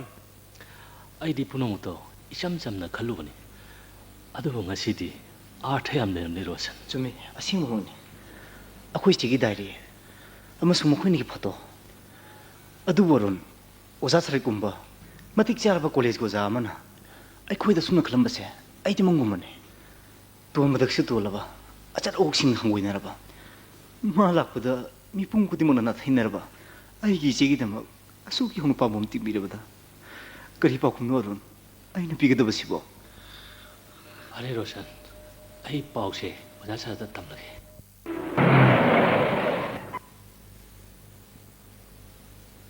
अरुण मु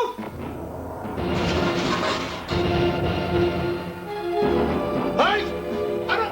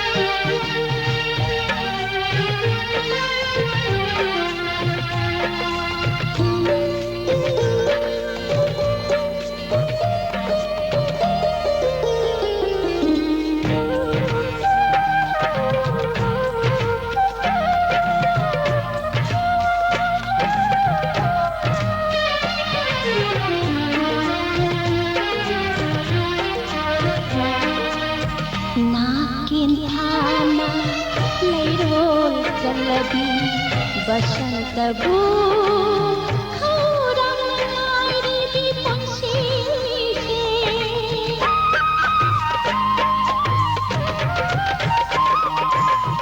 नाकिन थाना लैरोल चलबी बसंत बू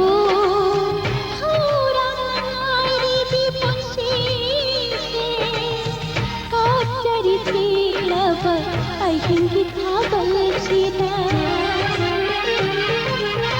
nang tabuing lala pinjakiba amoy na halong lihat nang ginapa nasigi nang tirabi hagasino ning singhale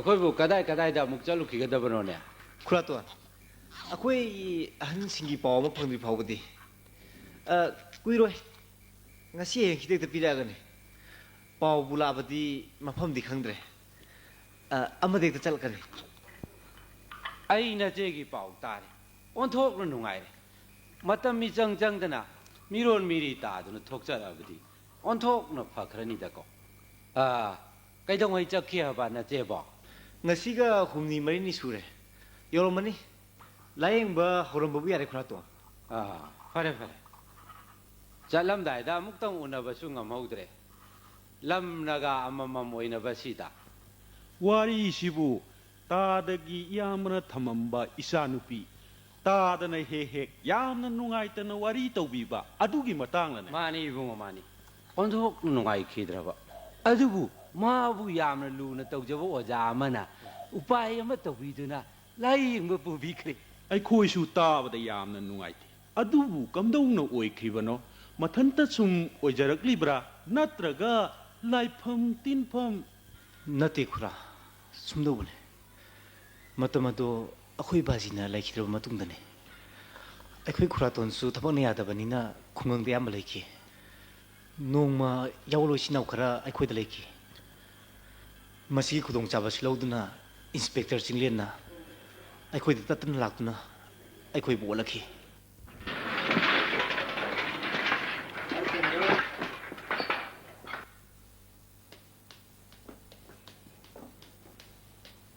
이제 다르산 헤이 멤사 ꯑꯩꯈꯣꯏ ꯁꯤꯗꯤ 다르산 이제 사도 폴리스 강부 오면은 라 부크리 ꯅꯪ ꯂꯥꯛꯄꯨꯛꯇ ꯉꯥꯏꯕꯤꯌꯨ ꯍꯥꯏꯅꯤ ꯏꯆꯦꯅ ꯌꯥꯝ ꯀꯟꯅ ꯍꯥꯏꯖꯕꯅꯦꯕ ꯑꯗꯨꯕꯨ ꯃꯣꯏꯅ ꯁꯨꯡꯇꯥ ꯇꯥꯕꯤꯗꯦ ꯗꯥꯔꯁꯥ ꯅꯍꯥꯟꯒꯩ ꯏꯃꯥ ꯃꯥꯟꯗꯦꯀꯣ ꯅꯪ ꯉꯔꯥꯡ ꯑꯍꯤꯡꯁꯨ ꯍꯜꯂꯛꯇꯦ ꯍꯥꯏ ꯕꯕꯥꯅ ꯑꯃꯨꯛꯇꯪ ꯎꯅꯁꯤ ꯍꯥꯏꯕꯅꯤꯀꯣ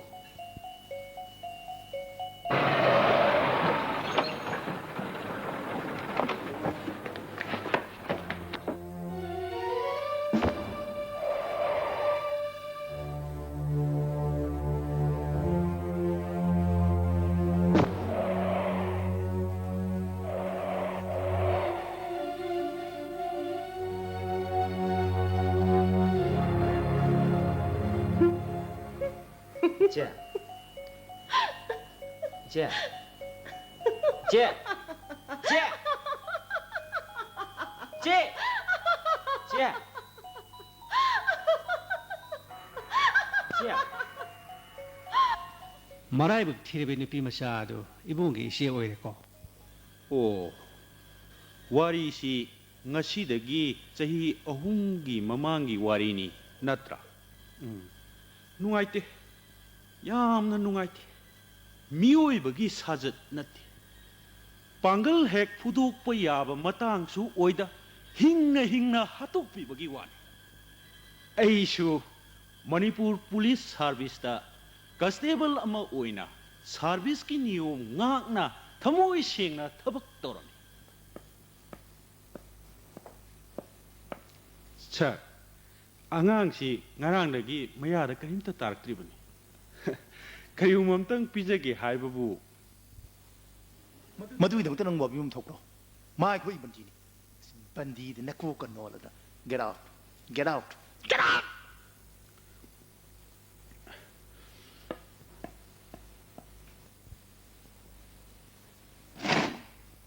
ꯍꯥꯏꯌꯨ. ꯅꯍꯥꯔꯣꯟꯁꯤꯡꯗꯨꯒꯤ ꯂꯩꯐꯝ ꯃꯁꯛ ꯃꯃꯤꯡ ꯈꯪꯕ ꯄꯥꯝꯃꯤ. 사해, 또올라비 마뚜 소올라비 앵원다 라우 콩두라 항라가 강다바도부 강이 하나 그럼 많이 콤도이노.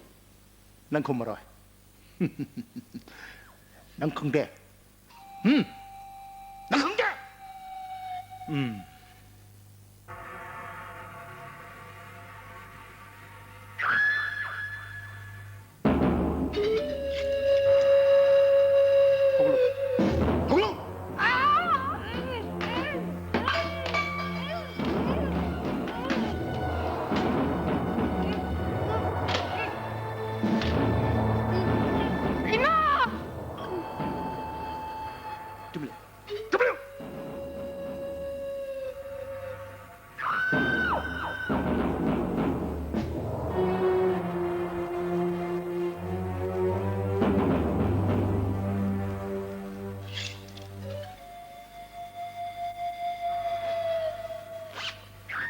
Hey, no hira salaga, pi musa se mem diljo. Yes sir.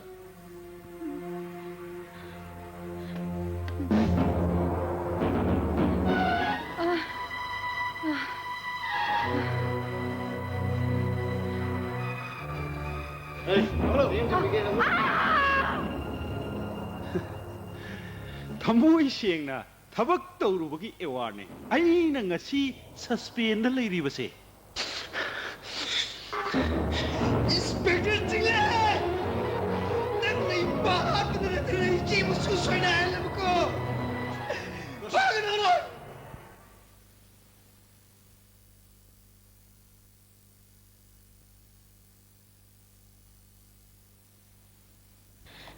Hi, nung si Toy.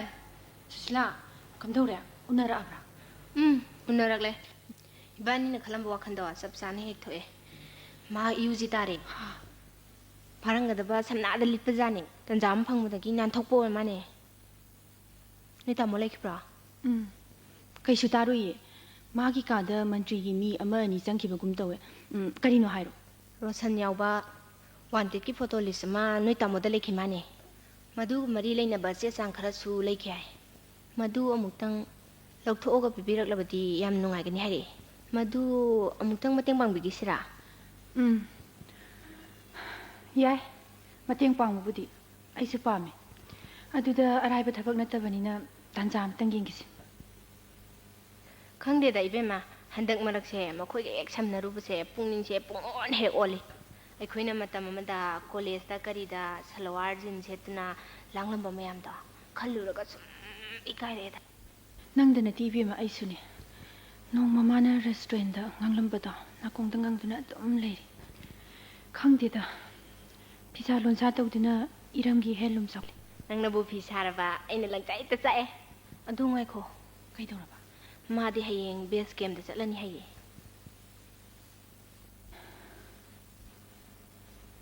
ꯆꯠꯁꯦ. ꯑꯃꯨꯛꯇ ꯎꯅꯍꯧꯔꯁꯤ. ꯀꯔꯥꯏꯗ꯭ꯔꯣꯃꯣ? ꯇꯥꯃꯣ ꯑꯁꯥꯏꯕꯛꯇ. ꯌꯥꯔꯣꯏ. ꯇꯥꯃꯣ ꯀꯨꯏꯔꯣꯏꯌꯦ. ꯐꯠ ꯂꯥꯛꯀꯦ. ꯌꯥꯔꯣꯏ ꯍꯥꯏꯁꯤꯅꯤ. Get in. I shall get in. Tamo. 수실아, ꯑꯩꯒꯤ ꯁꯅꯨꯄꯤ ꯅꯨꯡꯁꯤ ꯊꯣꯏꯁꯦ ꯑꯩꯅ ꯂꯨꯅ ꯆꯥꯅ ꯇꯧꯕꯗꯒꯤ ꯃꯥ ꯃꯅꯤꯡ ꯈꯔ ꯇꯧꯔꯦ ꯃꯥ ꯑꯉꯥꯡꯅꯤ ꯀꯣꯟꯅ ꯚꯥꯞ ꯇꯥꯔꯛꯀꯅꯤ ꯍꯥꯏꯕꯕꯨꯗꯤ ꯑꯩꯁꯨ ꯈꯪꯉꯤ ꯑꯗꯨꯕꯨ ꯃꯥꯅ ꯃꯩ ꯄꯥꯏꯗꯨꯅ ꯁꯥꯟꯅꯔꯨꯕꯗ ꯑꯩꯁꯨ ꯁꯣꯜꯂꯛꯀꯗꯧꯕꯗꯨꯗ ꯌꯥꯎꯕꯅꯤꯅ ꯃꯥꯕꯨ ꯒ꯭ꯌꯥꯟ ꯈꯔ ꯇꯥꯍꯟꯅꯤꯡꯉꯤ ꯑꯗꯨꯅ ꯅꯣꯏꯅꯤ ꯇꯤꯟꯅꯕꯁꯦ ꯃꯇꯝ ꯈꯔ ꯂꯦꯞꯈꯣ ꯍꯥ ꯂꯥꯏꯕꯛ ꯊꯤꯕꯅꯤ ꯉꯁꯤꯁꯨ ꯑꯩꯈꯣꯏꯒꯤ ꯌꯥꯎꯂꯣꯏ ꯃꯔꯤ ꯌꯦꯡꯅꯕꯒꯤ ꯃꯈꯣꯏꯗ ꯇꯥꯈ꯭ꯔꯦ ꯑꯩꯈꯣꯏꯒꯤ ꯑꯣꯚꯔꯒ꯭ꯔꯥꯎꯟꯗ ꯂꯩꯔꯤꯕ ꯃꯦꯝꯕꯔꯁꯤꯡꯁꯤ ꯃꯄꯥꯡ ꯀꯟꯈꯠꯅꯕꯒꯤꯗꯃꯛ ꯅꯨꯄꯤ ꯋꯤꯡꯁꯤ ꯈꯔ ꯁꯦꯝꯕ ꯗꯔꯀꯥꯔ ꯂꯩ ꯑꯗꯨꯒ ꯌꯥꯝ ꯅꯨꯡꯉꯥꯏꯕ ꯑꯃꯅ ꯇꯁꯦꯡ ꯅꯪꯒꯤ ꯀꯣꯂꯦꯖ ꯃꯦꯠꯁ ꯑꯣꯏꯕ SP ꯋꯥꯡꯊꯣꯏꯒꯤ ꯃꯆꯟꯅꯨꯄꯤꯗꯨ ꯃꯥꯒꯤ ꯃꯃꯤꯡꯗꯨ ꯀꯔꯤ ꯍꯥꯏꯕ ꯅꯨꯡꯁꯤꯊꯣꯏ ꯍꯥꯏꯕꯅꯤ ꯏꯌꯥꯝꯕ ꯑꯣ ꯌꯦꯁ ꯅꯨꯡꯁꯤꯊꯣꯏ ꯃꯥ ꯑꯩꯈꯣꯏꯒꯤ ꯄꯥꯔꯇꯤꯗ ꯑꯆꯧꯕ ꯀꯟꯇ꯭ꯔꯤꯕ꯭ꯌꯨꯁꯟ ꯑꯃ ꯄꯤꯔꯤ ꯄꯥꯔꯇꯤꯒꯤ ꯌꯥꯝ ꯃꯔꯨꯑꯣꯏꯕ ꯑꯔꯨꯕ ꯆꯦ ꯆꯥꯡ ꯀꯌꯥ ꯃꯥꯒꯤ ꯃꯕꯨꯡ SP ꯀꯁꯇꯗꯤ ꯂꯧꯊꯣꯛꯑꯒ ꯑꯩꯈꯣꯏꯗ ꯁꯤꯟꯅꯔꯛꯄ ꯑꯁꯤꯅꯤ ꯑꯩꯈꯣꯏꯒꯤ ꯃꯥꯡꯂꯕ ꯊꯧꯅꯥ ꯂꯤꯡꯖꯦꯜ ꯑꯃꯨꯛ ꯍꯜꯂꯛꯄꯒꯨꯝ ꯇꯧꯔꯦ ꯃꯥꯒꯤ ꯁꯤꯟꯁꯤꯌꯔꯤꯇꯤ ꯑꯃꯗꯤ ꯃꯔꯩ ꯄꯥꯛ ꯅꯨꯡꯁꯤꯕ ꯑꯁꯤꯒꯤꯗꯃꯛ ꯑꯩꯅ ꯃꯥꯕꯨ ꯊꯥꯒꯠꯇꯕ ꯉꯝꯗꯦ ꯂꯣꯏꯅꯅ ꯑꯩꯈꯣꯏꯒꯤ ꯃꯥꯡꯒꯗꯧꯔꯕ ꯇ꯭ꯔꯦꯗꯤꯁꯟ ꯑꯁꯤꯕꯨ ꯍꯟꯖꯤꯜꯍꯟꯒꯅꯤ ꯍꯥꯏꯗꯨꯅ ꯐꯤꯁꯥ ꯂꯣꯟꯁꯥꯗ ꯃꯥꯅ ꯌꯥꯝ ꯀꯟꯅ ꯃꯥꯏ ꯑꯣꯟꯁꯤꯜꯂꯛꯄ ꯑꯁꯤꯅꯤ ꯑꯀꯗꯦꯟ ꯑꯩꯈꯣꯏꯁꯨ ꯆꯪꯁꯤꯜꯂꯨꯔꯕꯅꯤꯅ ꯅꯤꯡꯍꯟꯅꯕꯗꯤ ꯆꯨꯝꯗꯦ ꯑꯩꯈꯣꯏ ꯑꯃꯒ ꯌꯦꯡꯅꯕ ꯆꯥꯝꯃꯒ ꯂꯝꯕꯥ ꯄꯥꯗꯨꯅ ꯊꯧꯅꯥ ꯐꯕ ꯏꯄꯥ ꯏꯄꯨꯒꯤ ꯃꯆꯥ ꯃꯁꯨꯅꯤ ꯍꯥꯏꯕꯁꯦ ꯑꯩꯈꯣꯏ ꯄꯨꯝꯅꯃꯛ ꯎꯠꯁꯤ ꯑꯗꯨꯗꯤ ꯏꯌꯥꯝꯕ ꯑꯦꯗꯚꯥꯟꯁ ꯄꯥꯔꯇꯤ ꯑꯃ ꯆꯠꯅꯅꯕ ꯁꯦꯝ ꯁꯥꯒꯦ ꯑꯣꯀꯦ ꯑꯣꯜ ꯗ ꯕꯦꯁ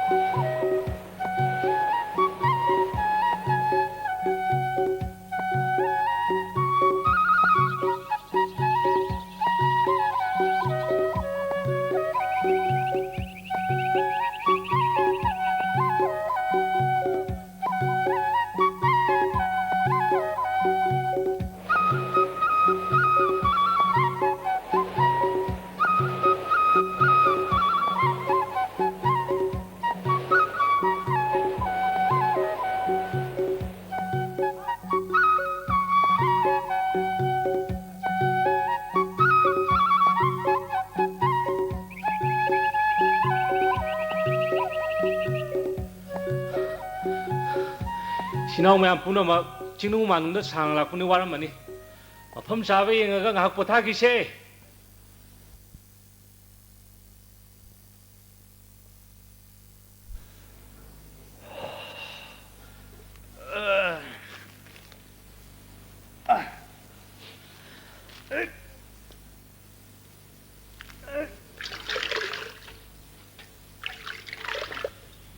ꯔꯣꯁꯟ ꯄꯨꯟꯁꯤ ꯍꯥꯏꯕꯁꯤ ꯑꯉꯛꯄꯅꯤ ꯑꯩꯈꯣꯏ ꯑꯅꯤꯒꯤ ꯍꯥꯏ ꯁ꯭ꯀꯨꯜꯒꯤ ꯂꯥꯏꯐꯇꯣ ꯅꯨꯡꯁꯤꯗ꯭ꯔꯥ ꯏꯕꯥꯅꯤ ꯐꯥꯔꯁ ꯁꯦꯀꯦꯟ ꯇꯥꯃꯤꯟꯅꯗꯨꯅ ꯂꯥꯛꯈꯤꯕ ꯃꯦꯇ꯭ꯔꯤꯛꯇ 10 ꯄꯣꯖꯤꯁꯟ ꯐꯥꯎꯒꯤ ꯃꯅꯨꯡꯗ ꯆꯟꯃꯤꯟꯅꯔꯛꯄ ꯀꯣꯂꯦꯖꯀꯤ ꯂꯥꯏꯐꯇ ꯅꯨꯡꯁꯤꯗꯣꯏ ꯊꯦꯡꯅꯔꯛꯄ ꯑꯃꯗꯤ ꯉꯁꯤ ꯃꯥꯅ ꯑꯩꯈꯣꯏꯒꯤꯗꯃꯛꯇ ꯄꯤꯔꯛꯂꯤꯕ ꯀꯣꯟꯇ꯭ꯔꯤꯕ꯭ꯌꯨꯁꯟ ꯑꯉꯛꯄꯅꯤ ꯍꯥꯏꯕꯕꯨꯗꯤ ꯑꯩꯈꯣꯏꯁꯨ ꯂꯥꯏꯔꯤꯛ ꯈꯨꯠꯊꯥꯡꯗ ꯍꯥꯏꯈꯤꯕꯅꯤ ꯍꯣꯏꯅꯦ ꯃꯁꯤꯃꯛ ꯇꯧꯕ ꯉꯝꯅꯤ ꯍꯥꯏꯕꯁꯤ ꯑꯩꯗꯤ ꯊꯥꯖꯔꯨꯗꯕꯅꯤ ꯅꯨꯡꯁꯤꯊꯣꯏ ꯌꯥꯝꯅ ꯍꯣꯡꯉꯦ ꯃꯥ ꯍꯥꯟꯅꯒꯤꯗꯨ ꯅꯠꯇ꯭ꯔꯦ ꯃꯥꯅ ꯑꯩꯕꯨ ꯊꯃꯣꯏ ꯁꯦꯡꯅ ꯅꯨꯡꯁꯤ ꯑꯩꯁꯨ ꯈꯪꯉꯤ ꯑꯩꯅꯁꯨ ꯃꯥꯕꯨ ꯊꯋꯥꯏꯗꯒꯤ ꯍꯦꯟꯅ ꯅꯨꯡꯁꯤ ꯑꯗꯨꯕꯨ ꯉꯁꯤ ꯐꯥꯎꯕ ꯑꯩꯒꯤ ꯑꯁꯦꯡꯕꯁꯦ ꯃꯥꯒꯤ ꯃꯐꯝꯗꯗꯤ ꯐꯣꯡꯗꯣꯛꯇ꯭ꯔꯤ ꯃꯗꯨ ꯐꯥꯎꯕꯗꯤ ꯆꯨꯝꯗꯕꯅꯤ ꯑꯔꯨꯟ ꯅꯪꯅꯁꯨ ꯈꯪꯂꯤꯕꯗꯨꯅꯤ ꯑꯩꯒꯤ ꯄꯨꯟꯁꯤꯗꯤ ꯑꯅꯤꯡꯕ ꯑꯃ ꯄꯥꯡꯊꯣꯛꯂꯒ ꯂꯣꯏꯈꯤꯕꯁꯨ ꯌꯥꯏ ꯃꯁꯤꯗ ꯀꯔꯤꯁꯨ ꯈꯪꯖꯗ꯭ꯔꯕꯤ ꯆꯝꯖꯔꯕꯤ ꯑꯃꯗ ꯑꯋꯥ ꯃꯩꯁꯥ ꯂꯥꯡꯍꯜꯂꯝꯕꯗꯤ ꯑꯩꯗꯤ ꯄꯥꯝꯗꯦ ꯃꯁꯤꯃꯛꯇꯅ ꯑꯩ ꯃꯥꯒꯤ ꯃꯐꯝꯗ ꯅꯨꯡꯁꯤ ꯈꯪꯗꯕ ꯁꯥꯈꯤꯕꯅꯤ ꯑꯗꯨꯕꯨ ꯍꯟꯗꯛ ꯃꯥꯅ ꯄꯤꯔꯛꯂꯤꯕ ꯃꯇꯦꯡ ꯑꯁꯤꯃꯗꯤ ꯅꯨꯡꯉꯥꯏ ꯐꯔꯦ ꯃꯁꯤꯅ ꯃꯁꯤ ꯑꯣꯏꯈ꯭ꯔꯕꯁꯨ ꯑꯩꯒꯤ ꯏꯆꯦ ꯑꯁꯥꯗꯨꯅ ꯀꯝꯗꯧꯔꯝꯒꯗꯧꯔꯤꯕ ꯆꯨꯝꯃꯤ ꯔꯣꯁꯟ ꯑꯩꯁꯨ ꯏꯆꯦꯒꯤ ꯄꯥꯎ ꯇꯥꯅꯤꯡꯉꯤ ꯑꯗꯨꯕꯨ ꯑꯩꯒꯤꯁꯨ ꯂꯅꯥꯏ ꯑꯣꯏꯕ ꯑꯋꯥꯕ ꯂꯩꯇꯕ ꯅꯠꯇꯦ ꯍꯥꯏꯔꯣ ꯇꯥꯁꯤ ꯀꯩꯗꯧꯔꯒꯦ ꯍꯌꯦꯡꯁꯦ ꯑꯩꯈꯣꯏ ꯃꯩꯇꯩꯒꯤ ꯄꯨꯛꯅꯤꯡꯗ ꯍꯔꯥꯎ ꯅꯨꯡꯁꯤꯅꯤꯡꯉꯥꯏ ꯑꯣꯏꯔꯕ ꯅꯤꯉꯣꯜ ꯆꯥꯛꯀꯧꯕ ꯅꯨꯃꯤꯠꯅꯤ ꯃꯕꯨꯡ ꯃꯧꯄ꯭ꯋꯥ ꯑꯣꯏꯕꯁꯤꯡꯒꯤ ꯃꯌꯨꯝꯗ ꯂꯩꯖꯕ ꯁꯦ ꯆꯥꯗꯨꯅ ꯁꯣꯏꯗꯅ ꯂꯥꯛꯅꯤꯡꯒꯅꯤ ꯆꯠꯅꯤꯡꯒꯅꯤ ꯔꯣꯁꯟ ꯅꯪꯅꯁꯨ ꯍꯦꯟꯅ ꯈꯪꯂꯤꯕꯗꯨꯅꯤ ꯑꯩꯁꯦ ꯏꯆꯦ ꯃꯉꯥꯒꯤ ꯃꯅꯨꯡꯗ ꯑꯃꯠꯇ ꯉꯥꯏꯔꯕ ꯃꯧꯄ꯭ꯋꯥꯅꯤ ꯏꯕꯨꯡꯉꯣ ꯍꯥꯏꯕꯁꯤꯅ ꯑꯩꯒꯤ ꯃꯤꯡꯅꯤ ꯃꯈꯣꯏꯅ ꯀꯧꯕꯤꯕ ꯃꯈꯣꯏ ꯂꯣꯏꯅ ꯃꯌꯨꯝ ꯄꯥꯡꯈ꯭ꯔꯦ ꯀꯨꯏꯔꯦ ꯎꯗꯕ ꯑꯗꯨꯕꯨ ꯔꯣꯁꯟ ꯉꯁꯤꯗꯤ ꯑꯩꯒꯤ ꯊꯃꯣꯏꯗ ꯃꯈꯣꯏꯕꯨ ꯎꯅꯤꯡꯕꯒꯤ ꯏꯈꯧ ꯂꯥꯡꯕ ꯑꯃ ꯐꯥꯎꯔꯛꯏ ꯃꯃꯥꯟꯅꯕꯤꯁꯤꯡꯅ ꯐꯤꯖꯦ ꯂꯩꯇꯦꯡ ꯅꯥꯟꯅ ꯁꯦꯠꯇꯨꯅ ꯆꯠꯄ ꯎꯔꯒ ꯃꯈꯣꯏ ꯀꯔꯤ ꯈꯜꯂꯝꯒꯅꯤ ꯑꯔꯨꯟ ꯑꯗꯨꯅꯁꯨ ꯈꯜꯂꯨꯅꯨ ꯑꯩꯁꯨ ꯈꯜꯂꯔꯣꯏ ꯉꯁꯤ ꯑꯩꯈꯣꯏꯅ ꯊꯥꯡꯂꯤꯕ ꯈꯣꯡꯊꯥꯡꯁꯦ ꯂꯝꯗꯝꯁꯤꯒꯤ ꯏꯆꯜ ꯏꯆꯦ ꯃꯈꯣꯏꯁꯨ ꯁꯔꯨꯛ ꯌꯥꯎꯔꯤꯕꯅꯤ ꯐꯔꯦ ꯔꯣꯁꯟ ꯑꯩ ꯀꯔꯤꯁꯨ ꯈꯜꯂꯔꯣꯏ ꯑꯗꯨꯗꯤ ꯑꯃꯨꯛ ꯆꯠꯂꯁꯤ ꯔꯣꯁꯟ ꯔꯣꯁꯟ ꯑꯩ ꯀꯩꯅꯣꯝ ꯇꯧꯔꯦ ꯑꯩ ꯑꯔꯨꯟ ꯑꯩ ꯀꯩ ꯉꯥꯟꯕ ꯅꯣꯅꯦ ꯆꯦꯕ ꯅꯪ ꯍꯧꯔꯦꯅꯦ ꯑꯩꯒꯤ ꯁꯨꯝ ꯉꯥꯟꯕ ꯀꯩꯒ ꯁꯦ ꯒꯥꯔꯤ ꯑꯃ ꯏꯅꯦ ꯄꯨꯅꯕ ꯇꯧꯔꯒꯦ ꯅꯣꯏꯅꯦ ꯃꯐꯝꯗꯣ ꯍꯥꯟꯅ ꯌꯧꯔꯨꯀꯣ ꯅꯣꯏ ꯊꯥꯡꯒꯠꯂꯣ ꯁꯪꯉꯨꯁꯦ ꯒꯥꯔꯤ ꯑꯃ ꯂꯩꯁꯤꯗ ꯌꯥꯎꯅꯕ ꯇꯧꯁꯤ ꯉꯥꯏꯈꯣ ꯉꯥꯏꯈꯣ ꯀꯔꯤꯗꯨꯝꯗ ꯈꯪꯕ꯭ꯔꯣ ꯃꯌꯥꯝ ꯀꯥꯏ ꯌꯧꯒꯗꯕꯅꯣ ꯂꯝꯒꯥꯏ ꯃꯛꯇꯤ ꯌꯧꯖꯔꯒꯦ ꯀꯩꯗꯧꯕ ꯌꯧꯔꯒꯦ ꯑꯅꯥꯕꯁꯦ ꯍꯦꯛ ꯇꯧꯕꯤꯔꯗꯤ ꯂꯝꯒꯥꯏ ꯍꯦꯛ ꯌꯧꯕꯒ ꯑꯩꯈꯣꯏ ꯒꯥꯔꯤ ꯑꯗꯨ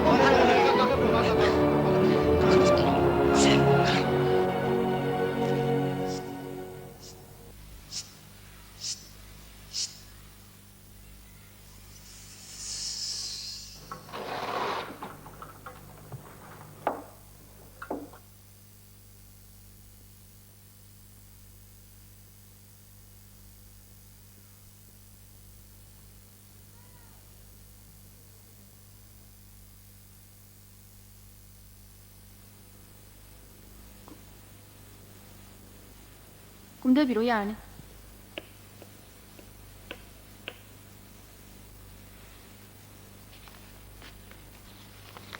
ꯃꯤꯡ ꯑꯃꯨꯛꯇ ꯑꯔꯨꯟ ꯆꯍꯤ 15 ꯂꯩꯐꯝꯗꯤ ꯅꯍꯥꯔꯨ ꯄꯥꯡꯒꯣꯡ ꯃꯈꯣꯡ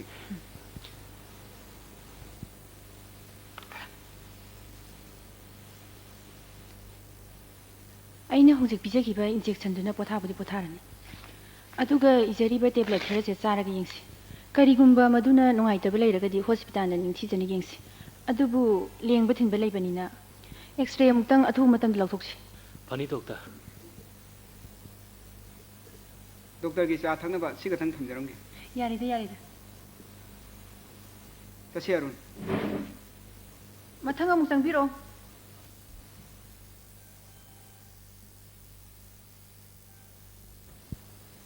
चसी रोशन यार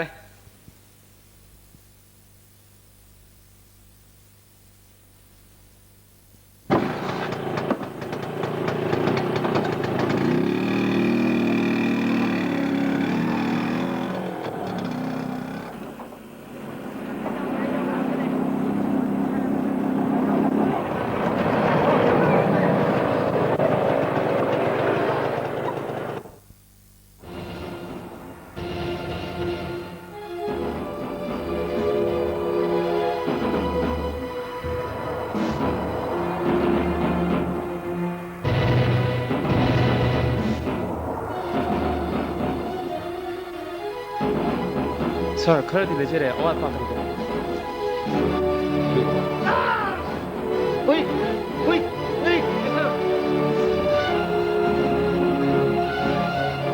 दानु।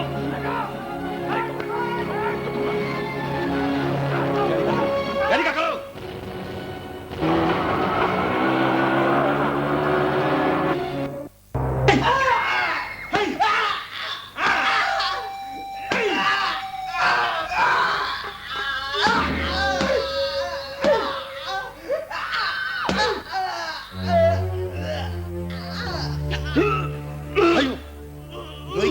Kylie, come on,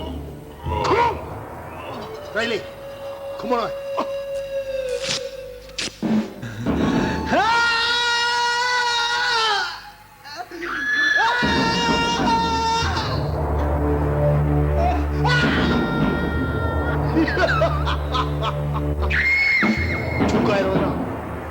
수디오더라. 참어. 참어.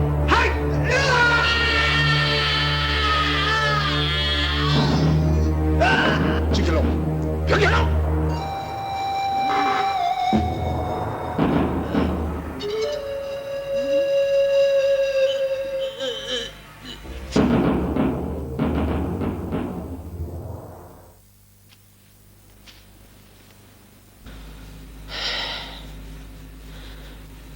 ꯀꯔꯝꯕ ꯆꯦꯛꯁꯤꯜꯍꯧꯗꯕ ꯃꯤꯀꯨꯞꯇꯅꯣ ꯔꯣꯁꯟꯅ ꯄꯨꯂꯤꯁꯀꯤ ꯈꯨꯠꯇ ꯇꯥꯈ꯭ꯔꯤꯕꯁꯦ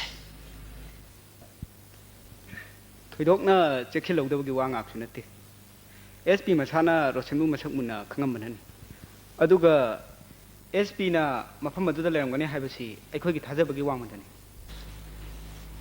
ꯔꯣꯁꯟꯅ ꯄꯨꯂꯤꯁꯀꯤ ꯈꯨꯠꯇ ꯇꯥꯈꯤꯕ ꯍꯥꯏꯕꯁꯦ ꯑꯩꯒꯤ ꯁꯦꯛꯁꯟ ꯑꯁꯤꯒꯤꯗꯤ ꯈ꯭ꯋꯥꯏꯗꯒꯤ ꯂꯥꯏꯕꯛ ꯊꯤꯕꯅꯤ ꯑꯩꯈꯣꯏ ꯃꯥꯕꯨ ꯔꯦꯁꯀ꯭ꯌꯨ ꯇꯧꯅꯕ ꯍꯣꯠꯅꯕꯗ ꯈꯨꯠꯂꯥꯏ ꯁꯤꯖꯤꯟꯅꯔꯝꯕ ꯌꯥꯕꯅꯤ ꯑꯗꯨꯕꯨ ꯃꯈꯣꯏꯒ ꯑꯋꯥꯏ ꯑꯈꯨꯝ ꯇꯧꯅꯕꯗ ꯄꯕ꯭ꯂꯤꯛ ꯈꯔꯗꯤ ꯁꯣꯛꯄ ꯇꯥꯕ ꯃꯗꯨꯒꯤ ꯈꯟꯕꯗ ꯑꯩꯈꯣꯏ ꯈꯨꯠꯂꯥꯏ ꯁꯤꯖꯤꯟꯅꯈꯤꯗꯕꯅꯤ ꯊꯦꯡꯛꯁ ꯃꯗꯨꯒꯤꯗꯃꯛꯇꯗꯤ ꯑꯩ ꯅꯈꯣꯏꯕꯨ ꯊꯥꯒꯠꯂꯦ ꯑꯩꯈꯣꯏꯒꯤ ꯄꯥꯟꯗꯝ ꯐꯪꯅꯕꯅꯤ ꯍꯥꯏꯗꯨꯅ ꯄꯕ꯭ꯂꯤꯛꯀꯤ ꯈꯟꯗꯕꯗꯤ ꯌꯥꯝꯅ ꯂꯥꯜꯂꯦ ꯃꯁꯤ ꯃꯇꯝ ꯄꯨꯝꯅꯃꯛꯇ ꯑꯩꯈꯣꯏ ꯀꯥꯎꯔꯣꯏꯗꯕꯅꯤ ꯏꯌꯥꯝꯕ ꯀꯔꯤ ꯀꯔꯝꯕ ꯄ꯭ꯂꯥꯟ ꯇꯧꯔꯒ ꯔꯣꯁꯟꯕꯨ ꯄꯨꯂꯤꯁꯀꯤ ꯃꯈꯨꯠꯇꯒꯤ ꯀꯟꯁꯤꯒꯦ ꯋꯥꯐꯝ ꯑꯁꯦ ꯑꯍꯟꯒꯤ ꯅꯥꯀꯣꯡ ꯌꯧꯗ꯭ꯔꯤꯉꯩꯗ ꯄꯨꯝꯅꯃꯛ ꯐꯅꯕ ꯁꯤꯟꯕ ꯇꯥꯏ SP ꯋꯥꯡꯊꯣꯏꯁꯨ ꯃꯤꯅꯦ ꯑꯩꯈꯣꯏꯒꯨꯝꯕ ꯈꯦꯅꯔꯤꯕ ꯍꯥꯏꯕꯕꯨ ꯃꯥꯅ ꯁꯔꯀꯥꯔꯒꯤ ꯇꯣꯂꯣꯞ ꯑꯆꯧꯕ ꯆꯥꯕ ꯃꯣꯟꯗꯨꯡ ꯃꯣꯟꯇꯦꯛ ꯃꯊꯛꯇ ꯃꯥꯅ ꯄꯣꯊꯥꯐꯝ ꯑꯣꯏꯕ ꯑꯩꯈꯣꯏꯅ ꯎꯔꯛ ꯋꯥꯔꯛ ꯇꯨꯃꯤꯠ ꯀꯥꯡ ꯃꯔꯛꯇ ꯄꯣꯊꯥꯐꯝ ꯑꯣꯏꯕ ꯁꯤ ꯈꯛꯇꯅꯤ ꯍꯧꯖꯤꯛ ꯑꯩꯈꯣꯏꯅ ꯔꯣꯁꯟ ꯃꯥꯒꯤ ꯈꯨꯠꯇ ꯂꯩꯈꯤꯕꯗ ꯋꯥꯔꯤꯕ ꯅꯨꯡꯉꯥꯏꯇ꯭ꯔꯤꯕ ꯑꯁꯤꯒꯨꯝ ꯔꯣꯁꯟ ꯅꯥꯟꯊꯣꯛꯈꯤꯕꯒꯤ ꯄꯥꯎꯅ ꯃꯥꯒꯤ ꯅꯥꯈꯣꯡ ꯑꯃꯨꯛ ꯁꯥꯟꯕ ꯇꯥꯏ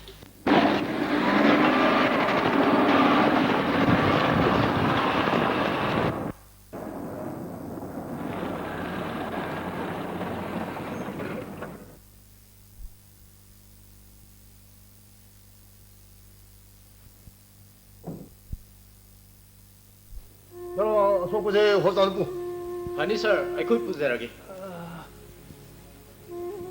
로션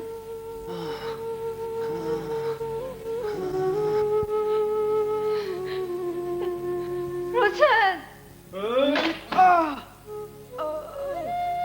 다돌레 하고이 걸레스메 화리 임통 사비아로이들 마이 피엄시다 누가기도우디 만데 아두부 난 거우두나 엄청 yenge라 로션 로션 로션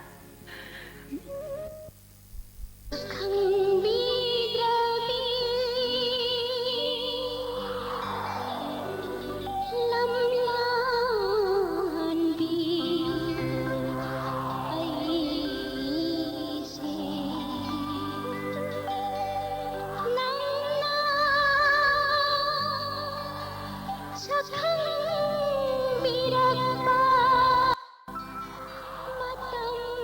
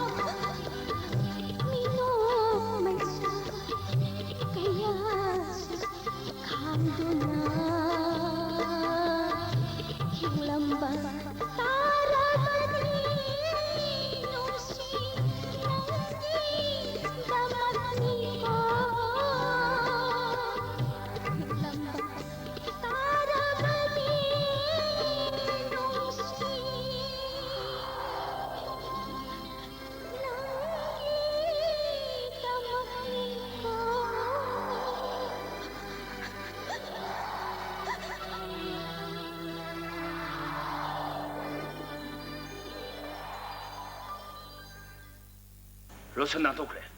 유버스 미티봉자. 나 코일이 시나리오 쿠라에 시부 레이팅기도 모두 시나브로. 아무도 머물 게 앞에 없이 너희 칸그라. 나 코일이 타타기 방이부 돌아가 시부. 나 코일이 타타기 방이부 돌아가 시부. 아니 아무리 비리브로. 난산. 사기 되게 뛰면서 큰데 봐. 로션 몰라고 그래. Sir, ꯑꯩꯈꯣꯏꯅ ꯔꯣꯁꯟꯕꯨ ꯀꯣꯠꯇ ꯄꯨꯕꯒꯤ ꯂꯝꯕꯤ ꯏꯔꯣꯏꯁꯦꯝꯕꯒꯤ ꯆꯤꯡꯖꯤꯟ ꯌꯧꯁꯤꯜꯂꯛꯄꯗꯅꯤ ꯍꯥꯟꯅ ꯃꯈꯣꯏꯅ ꯄ꯭ꯂꯥꯟ ꯇꯧꯔꯝꯕ ꯃꯥꯜꯂꯤ ꯁꯥꯔ ꯂꯝꯕꯤꯗ ꯁꯟ ꯃꯌꯥꯝ ꯑꯃ ꯂꯦꯞꯁꯤꯟꯗꯨꯅ ꯂꯩꯔꯝꯃꯤ ꯃꯗꯨꯒꯤ ꯉꯥꯏꯍꯥꯛꯇꯪ ꯈꯧꯇꯛ ꯇꯧꯔꯤꯉꯩꯗ ꯃꯈꯣꯏꯅ ꯅꯥꯛ ꯌꯦꯠꯇꯒꯤ ꯑꯣꯚꯔ ꯄꯥꯋꯔ ꯇꯧꯔꯛꯈꯤꯕꯒꯤ ꯋꯥꯅꯤ ꯁꯥꯔ 오케이. 오버 파워 떨어보네 해드는 거의 나것도 나강으로 흔들어 리브로. 인스펙터 승인 거로. 마나들이 타복세 오해로. 마 그라 사티부두다. 아이네 그라 사오보기 와니. 서로 승인 거로. Yes.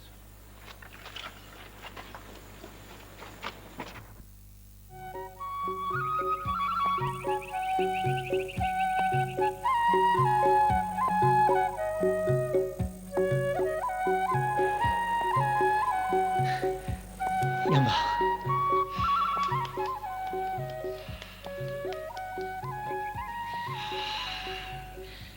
ꯅꯪꯅ ꯃꯐꯝ ꯑꯁꯤꯗ ꯇꯦꯛꯇ ꯀꯥꯏꯗꯅ ꯌꯧꯔꯛꯄꯁꯦ ꯌꯥꯝ ꯅꯨꯡꯉꯥꯏꯔꯦ ꯔꯣꯁꯟ ꯅꯁꯥꯗꯣ ꯐꯒꯠꯅꯕ ꯃꯇꯝ ꯈꯔꯗꯤ ꯄꯣꯊꯥꯎ ꯅꯦ ꯌꯥꯝꯕ ꯑꯩꯒꯤꯗꯃꯛ ꯋꯥꯕꯤꯕꯒꯤ ꯃꯌꯥꯝꯕꯨ ꯇꯧꯕꯤꯃꯟ ꯈꯪꯕ ꯎꯠꯆꯔꯤ ꯑꯩꯈꯣꯏꯒꯤ ꯂꯥꯟꯃꯤꯁꯤꯡꯅ ꯊꯕꯛ ꯑꯁꯤ ꯃꯥꯏ ꯄꯥꯛꯅ ꯄꯥꯡꯊꯣꯛꯄꯒꯤꯗꯃꯛ ꯑꯩꯅ ꯇꯧꯕꯤꯃꯟ ꯈꯪꯕ ꯎꯠꯆꯔꯤ ꯂꯣꯏꯅꯅ ꯃꯇꯝ ꯄꯨꯝꯅꯃꯛꯇ ꯑꯩꯈꯣꯏꯒꯤ ꯈꯣꯡꯖꯪꯕꯨ ꯃꯥꯏ ꯄꯥꯛꯄꯒ ꯂꯣꯏꯅꯅ ꯏꯁꯣꯔꯅ ꯊꯧꯖꯥꯟꯕꯤꯕ ꯑꯣꯏꯔꯁꯅꯨ ꯏꯃꯥ ꯂꯩꯕꯥꯛꯅ ꯏꯃꯥ ꯂꯩꯕꯥꯛꯅ ꯏꯃꯥ ꯂꯩꯕꯥꯛꯅ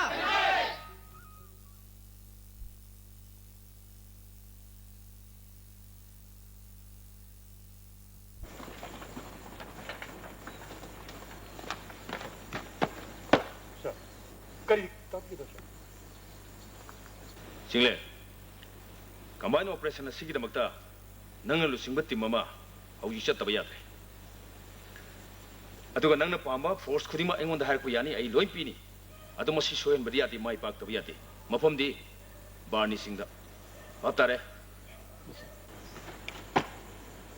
한자 아이고 좀 쳤잖아 아이 난 바디가 더니 돌아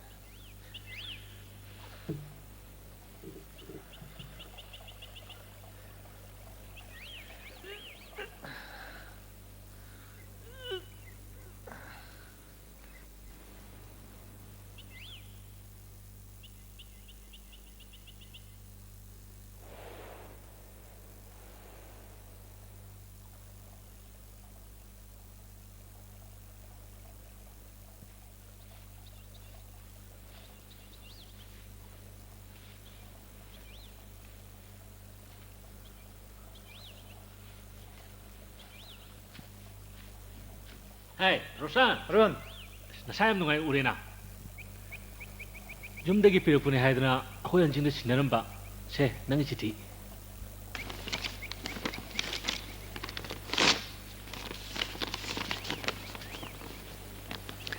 ꯅꯨꯡꯁꯤꯔꯕ ꯏꯅꯥꯎ ꯔꯣꯁꯟ ꯅꯆꯦꯒꯤ ꯄꯥꯎ ꯈꯪꯅꯤꯡꯂꯝꯒꯅꯤ ꯈꯟꯕꯗꯒꯤ ꯆꯤꯊꯤ ꯑꯁꯤ ꯅꯉꯣꯟꯗ ꯏꯔꯤꯕꯅꯤ ꯍꯧꯖꯤꯛ ꯅꯆꯦꯒꯤ ꯐꯤꯕꯝ ꯌꯥꯝꯅ ꯐꯒꯠꯂꯦ ꯍꯥꯏꯕ ꯇꯥꯏ ꯃꯥꯅ ꯒ꯭ꯌꯥꯟ ꯍꯦꯛ ꯍꯦꯛ ꯇꯥꯔꯛꯄꯗ ꯅꯪꯕꯨ ꯇꯠꯇꯅ ꯁꯣꯜꯂꯤ ꯅꯆꯦꯒꯤ ꯑꯅꯥꯕꯁꯨ ꯐꯔꯕꯅꯤꯅ ꯑꯩꯈꯣꯏꯁꯤ ꯏꯝꯐꯥꯜꯗ ꯑꯊꯨꯕ ꯃꯇꯝꯗ ꯊꯣꯛꯅꯕ ꯇꯧꯔꯒꯦ ꯅꯍꯥꯛꯀꯤ ꯑꯣꯖꯥ ꯁꯔꯠ ꯑꯔꯨꯟ ꯑꯩꯒꯤꯁꯤ ꯃꯤꯔꯣꯟ ꯇꯥꯔꯦ ꯑꯩꯒꯤꯁꯤ ꯅꯥꯕ ꯐꯔꯦ 이제는 이분이 신비래 이제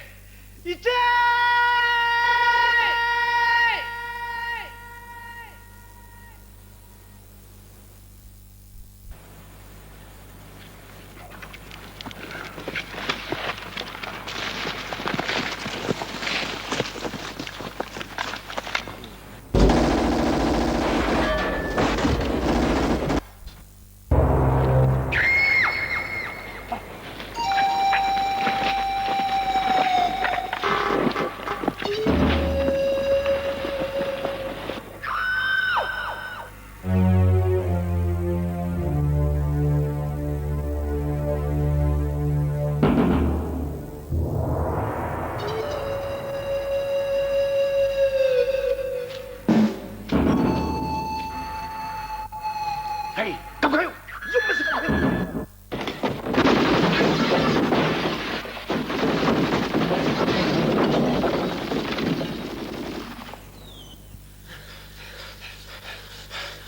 Hey, bác Thắng Long! Bác Thắng Long! Anh khôi cái làm gì mà không dám đi, bác Thắng Long!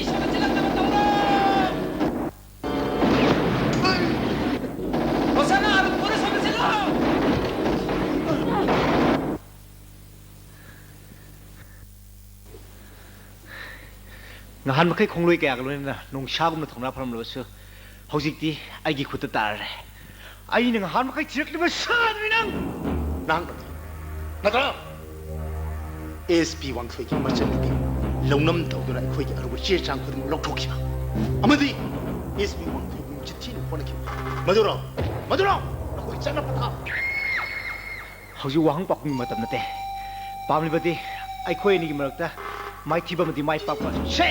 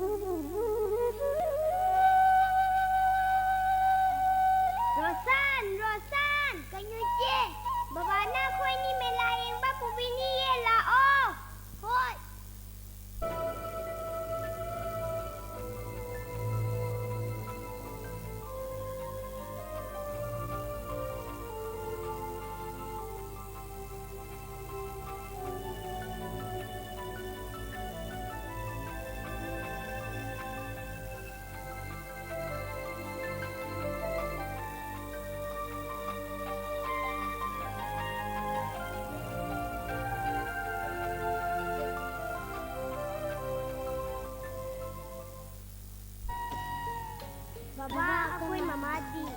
Mama lakini ye. So. Nabani siya kira sa amin naruro ko. Baba di ko na siya rage. Tatsaw, kamdaw eh. Lamba pao do. Adun sum. Angakpadi, ko'y tayo magitamoy. Asuk pikli ba angang ani si tamlam naga. Atu pada mayum pani na pali di sibo. Ngam di ngam kreda. ꯈꯜꯂꯨꯅꯨꯗ ꯏꯅꯥꯎꯁꯤꯗꯤ ꯃꯁꯦ ꯏꯌꯥꯝꯕꯅ ꯃꯇꯤꯛ ꯆꯥꯗꯕꯗꯒꯤ ꯇꯧꯔꯤꯃꯤꯗ. Rosan! Rosan! Rosan!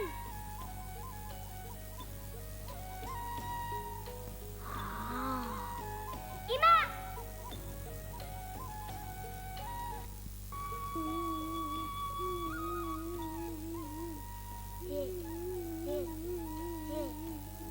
Hey, karigino isha sana kapipsha. Rosan! Iya, kaidore isha bo. Lao. Ay Rosan, nang isha mo naglaro bro. Mi pakat pa yadi haraga. Hugi masi.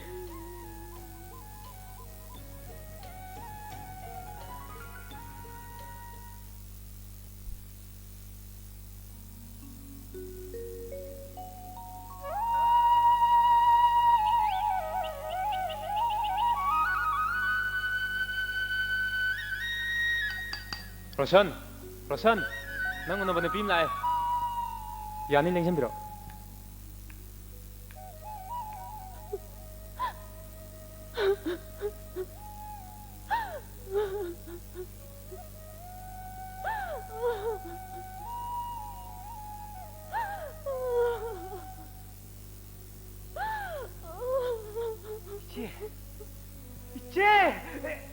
Rosan. Isegi Rosan. Kahino na nga siya kami sa pimamasibo.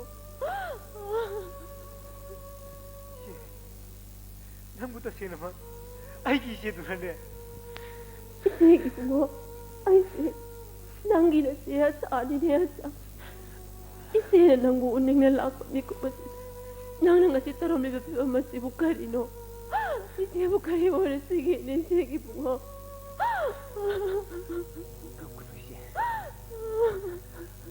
Ay na matam kaya yung mga naging pa mo.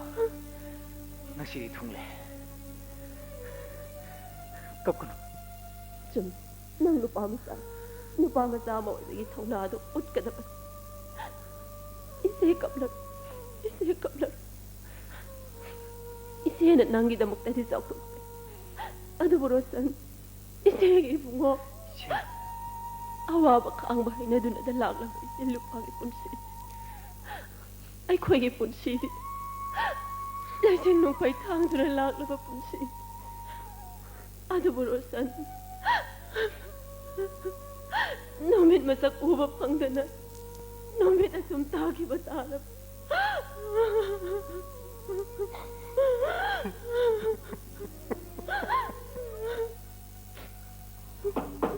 Samurai!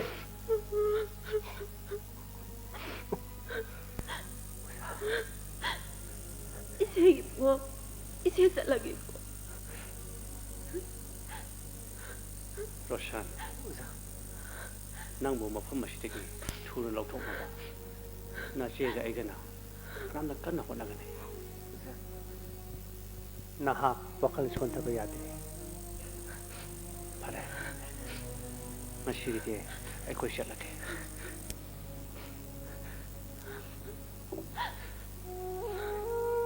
Che.